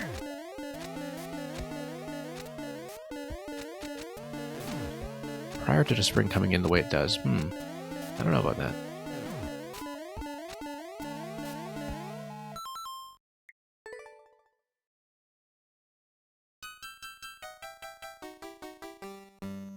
Can I run fast enough to ride the blue skull? I don't think so. I think I might have tried it the last time I looked at this, and that I would kind of need to line myself perfectly to... And I'd hit the Wiggler up top anyway. Like I would take damage from it.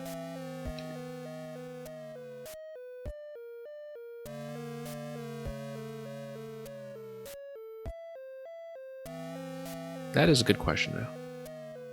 But no, if you could do that, you would potentially get yourself trapped anyway. Like I don't think you can enter the top left corner at all. I think it's completely blocked off from the player. Otherwise, you could just jump up and get locked in the top position. Which maybe is what the Death Spike here is for. In case somebody actually manages to do it. Like, there is a bit of protection here against that happening.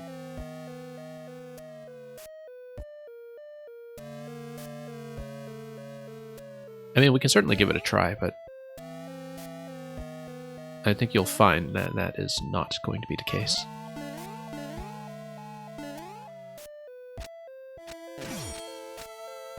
Like, we come down here, we drop, and I'll just show you that you really can't outrun. Yeah.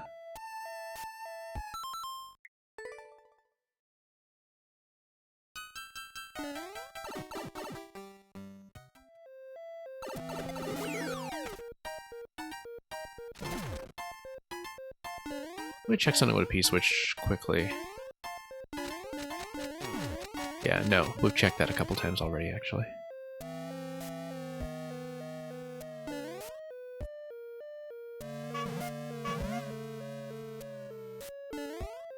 And I wonder if there's a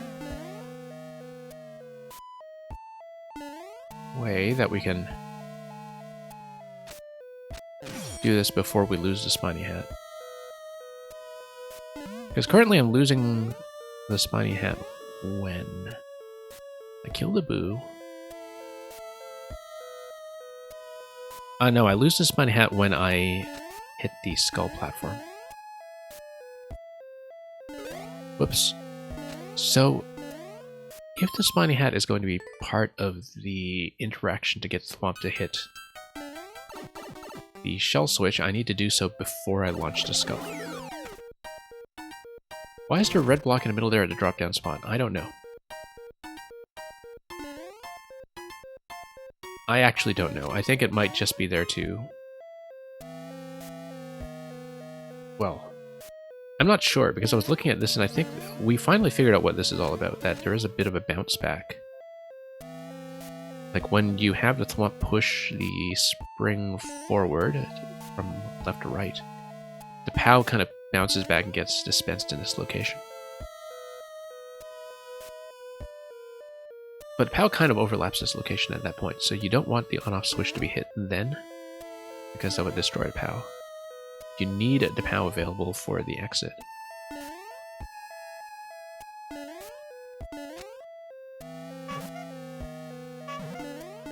So yeah, no, I was wondering about this as well as this one-way panel.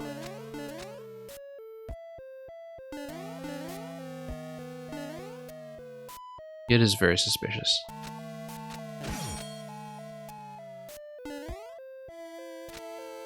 Okay.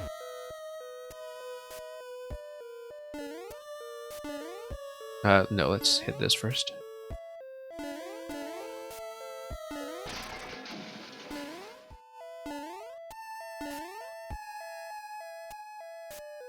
Yeah, let's think about it, because maybe I need to maintain the Boo for a little bit longer. Although I don't see why I would.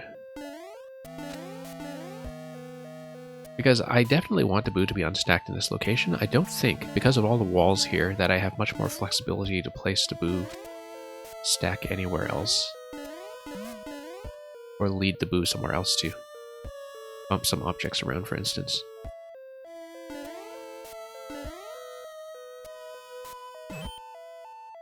So let's just look at this while we wait for the Boo to come over. Because at this point I should already be thinking about how to do the switch toggle.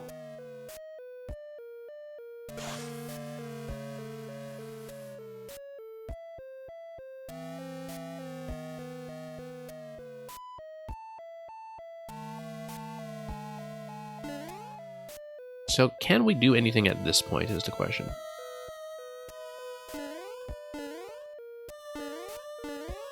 And I don't see that I can.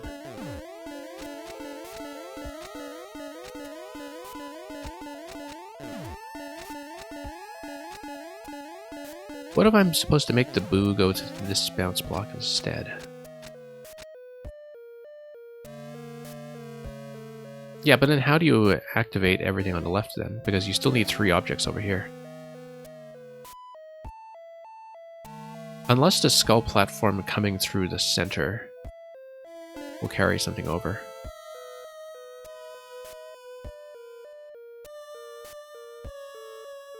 Like, the skull platform is just going to go all the way across. That might be interesting in its own way, actually, that if we think about where it's going.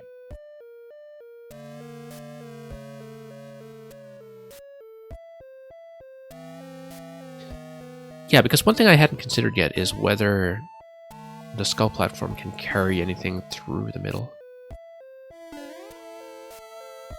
Let's take a look.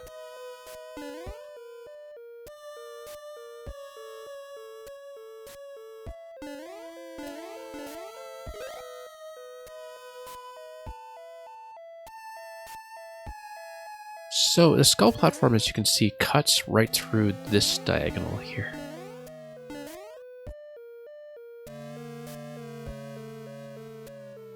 I don't think it's going to take anything with it.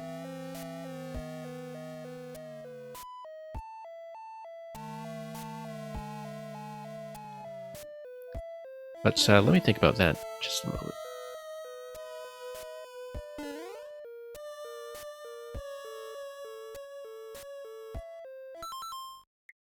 We do need to restart this since that interaction has been foreclosed, but I think that downward diagonal does prevent anything from going on, though. That's... yeah.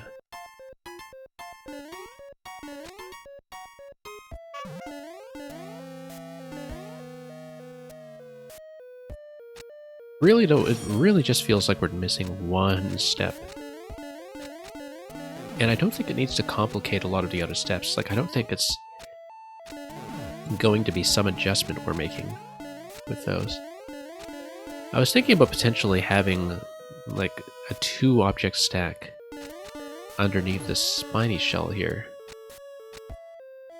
So, for example, let's say we... No, I think we need a 2-object stack for sure to do this. Because I was wondering whether we could just jump this through the one-way panels. You know, just to do something like that. But I think that's probably pretty well defended against any jump that would get me across. I will definitely need both POWs for this. But like I was saying, one thing I hadn't considered yet is whether holding the spiny shell does anything for me.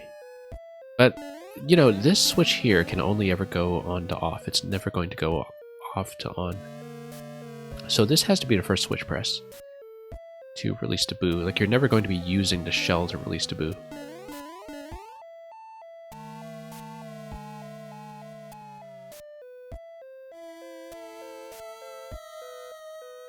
But I'm looking at the way the skull comes down and wondering if that could be something that triggers the switch. Like if there's any way to do that.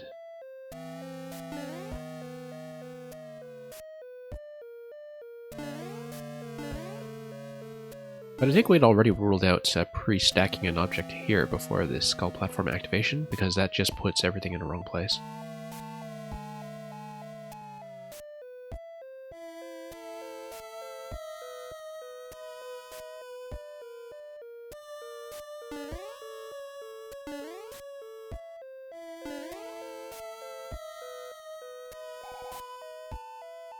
So yeah, just still thinking about this, whether there's anything that I haven't checked with the puzzle when it is in this state here. It's true that we still haven't checked sending an additional object over to push the shell, but like whether anything can go through or over the ceiling in the central column. But so given the way that pillar is designed, I think that's unlikely. Like the top middle here is what I'm looking at. Notice the connection of the top middle, implying that there are further ground blocks above it that are not true of the ceiling blocks elsewhere in the ground. That may just be because it's that single column that's not connected to any corners, though. That is actually what implies it's going to be a hard ceiling, although we know that it's not... like that the Wiggler is still going to be kind of upstairs and able to interact with the jump block, so...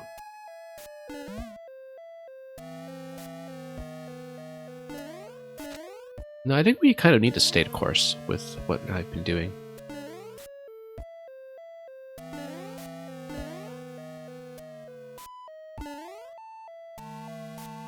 Like The question is whether there's anything going on in this step specifically. Like, we have access to both POWs. Like I said, we can't really have the Thwomp hit one.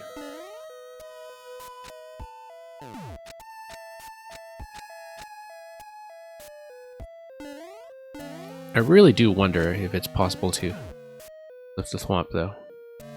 But feels like this... I mean, it wouldn't go over the ground tile, obviously, but... feels like that kind of push interaction is probably what is needed.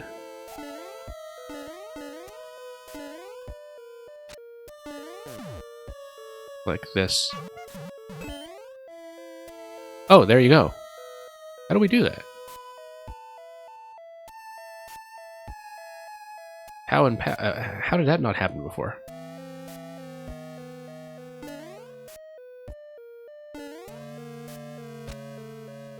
That's interesting. I don't know what we changed with the position there to make that happen. Because I didn't think we did anything differently.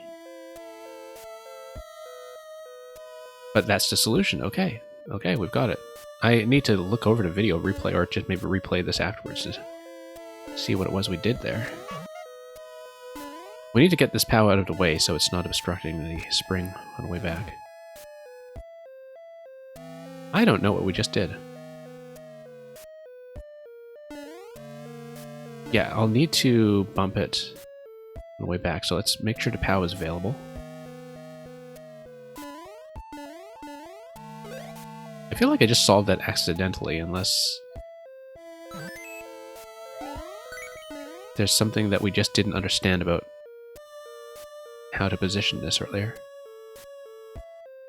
Might have been from the way it was just off-center, who knows. That we just needed to like stack the POW and then unstack it and then bump it up again, and that's probably what's happening. That maybe the first stack of the POW was off-center and wouldn't go over the ceiling, but then when you unstack one of them, they basically trade positions, and when they trade positions you can have one punch its way upstairs.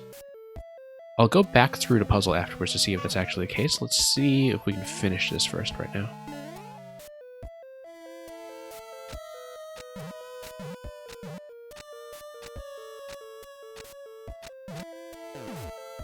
Okay.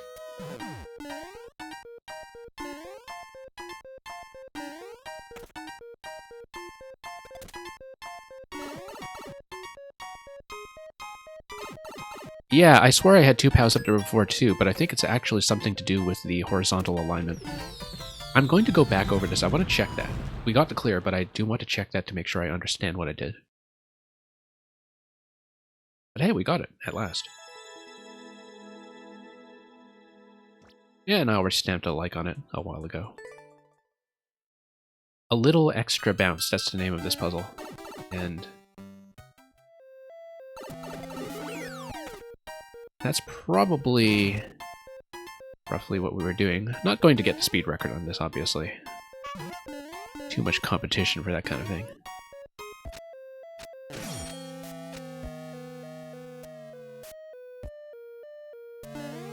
But I just want to make sure we understand what went on to make that happen. Because I think it must have been the realignment of stacking it once and then stacking it twice. Hence a little extra bounce.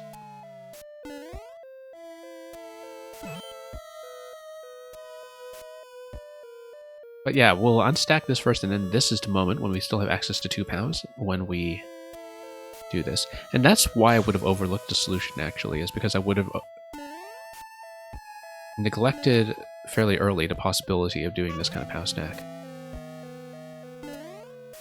Because, yeah, we had done this previously, and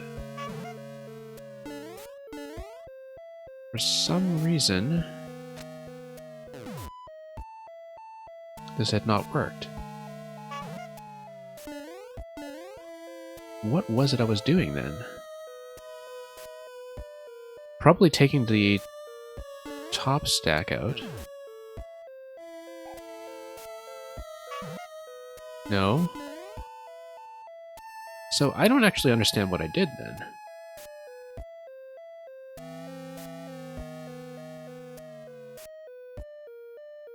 Because why would the POW up top be frozen in position?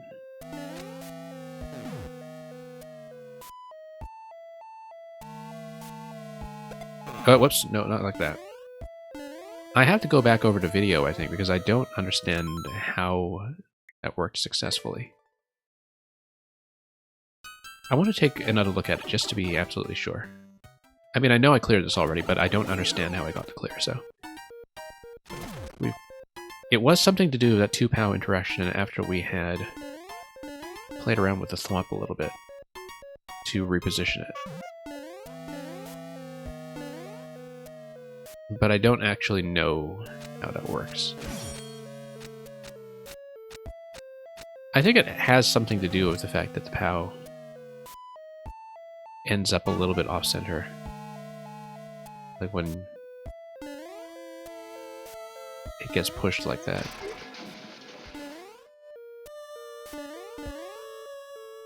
But that's kind of unclear to me.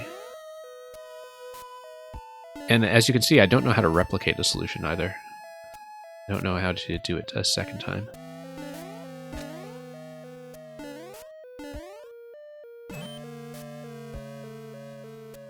But yeah, it looks like it's some kind of POW on POW bounce. But you know what I think it is? You bounce one POW. Was there a way we caught it?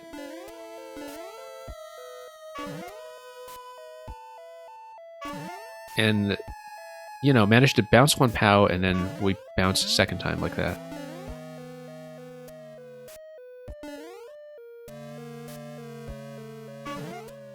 No, doesn't look like it.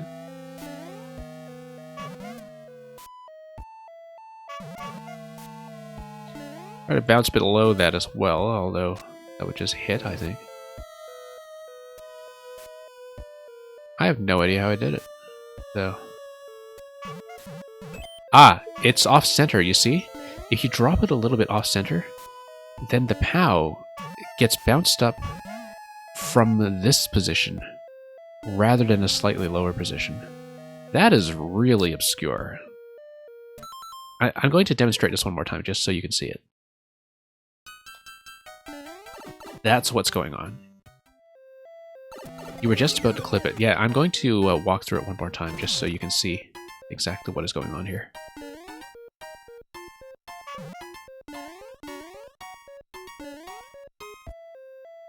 But, you know, you have to kind of learn this stuff when you're playing puzzles, because the thing is, every puzzle mechanic you see that's this obscure, or this precise, is something that you're bound to see again.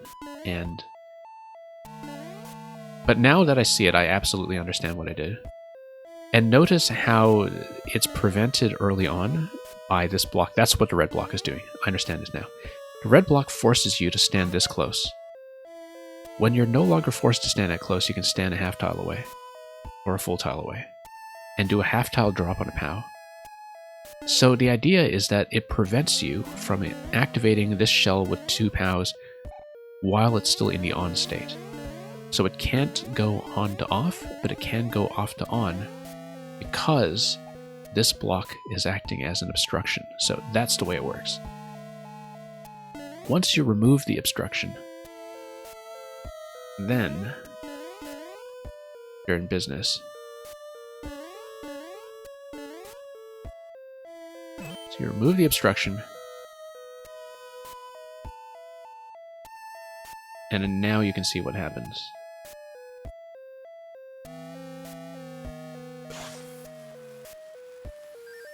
So originally, when this was obstructing everything, you could only stand this close, and you could only position a POW like that.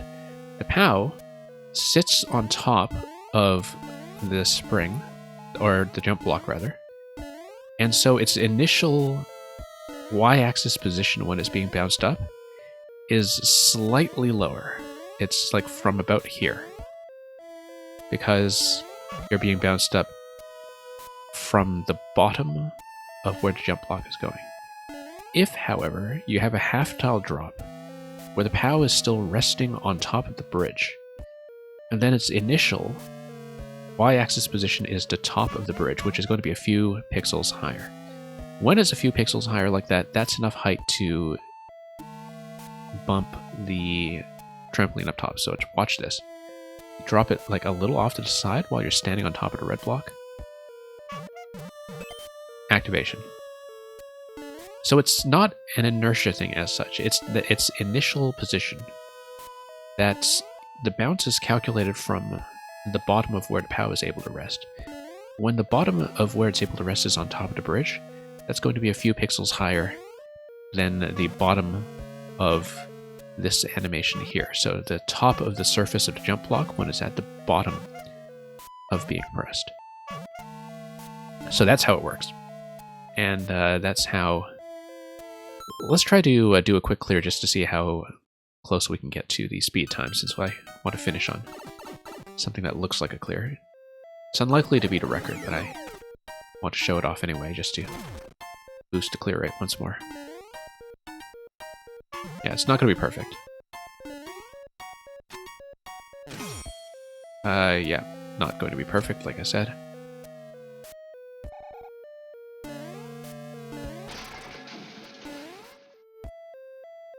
But we'll place all of this here.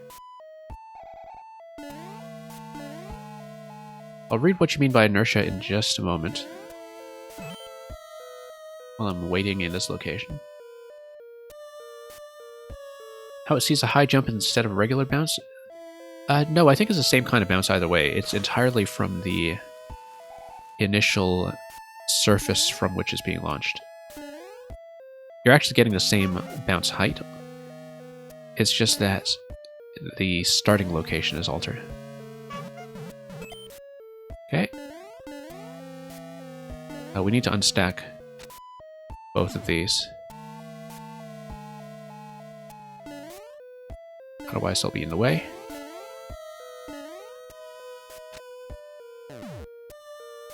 Okay.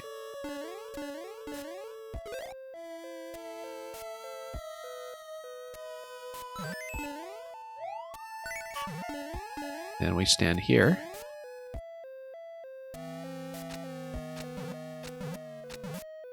Plump is going to hit 3 times, it's going to hit once more, and then we grab the POW. Drop the POW. Coming through here. Unlikely to beat a record, I think, but we'll go for it and see what happens.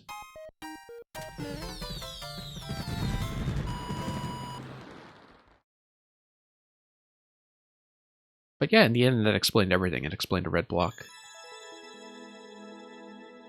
As you can see, nowhere near the record, but that's because I think that's fairly well optimized. Cyphus tends to go for world record clears on all of these puzzles, and Cyphus is also somebody who really understands a lot of potential cheese. One of the best puzzle cheese testers around, I think, just because he knows all the optimization tricks. Who's got the clears? Street Rat's got it, Grukowski's got it, yeah. A lot of familiar names here. And a lot of multiple clears, as you can see. 6 people, 9 clears. Probably just from Cyphus optimizing at time. Plus my 2 clears, of course.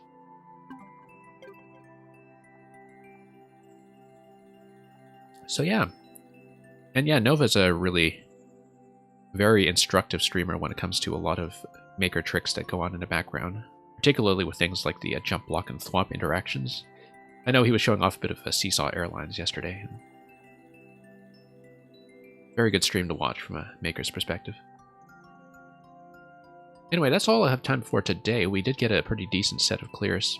Caught up on a lot of makers and puzzles. Obviously, it would always be nice to get through more of these, but we'll be trying to do as many of these puzzle streams as we can. In terms of the schedule going forward, oh yeah, great puzzles all around today. Regular schedule is still in place for this week between Scrabble Club and the viewer levels over the weekend. Usually I try to do an extra stream Thursday to Friday as well, which typically will be a Super World or Maker feature or a catch-up day.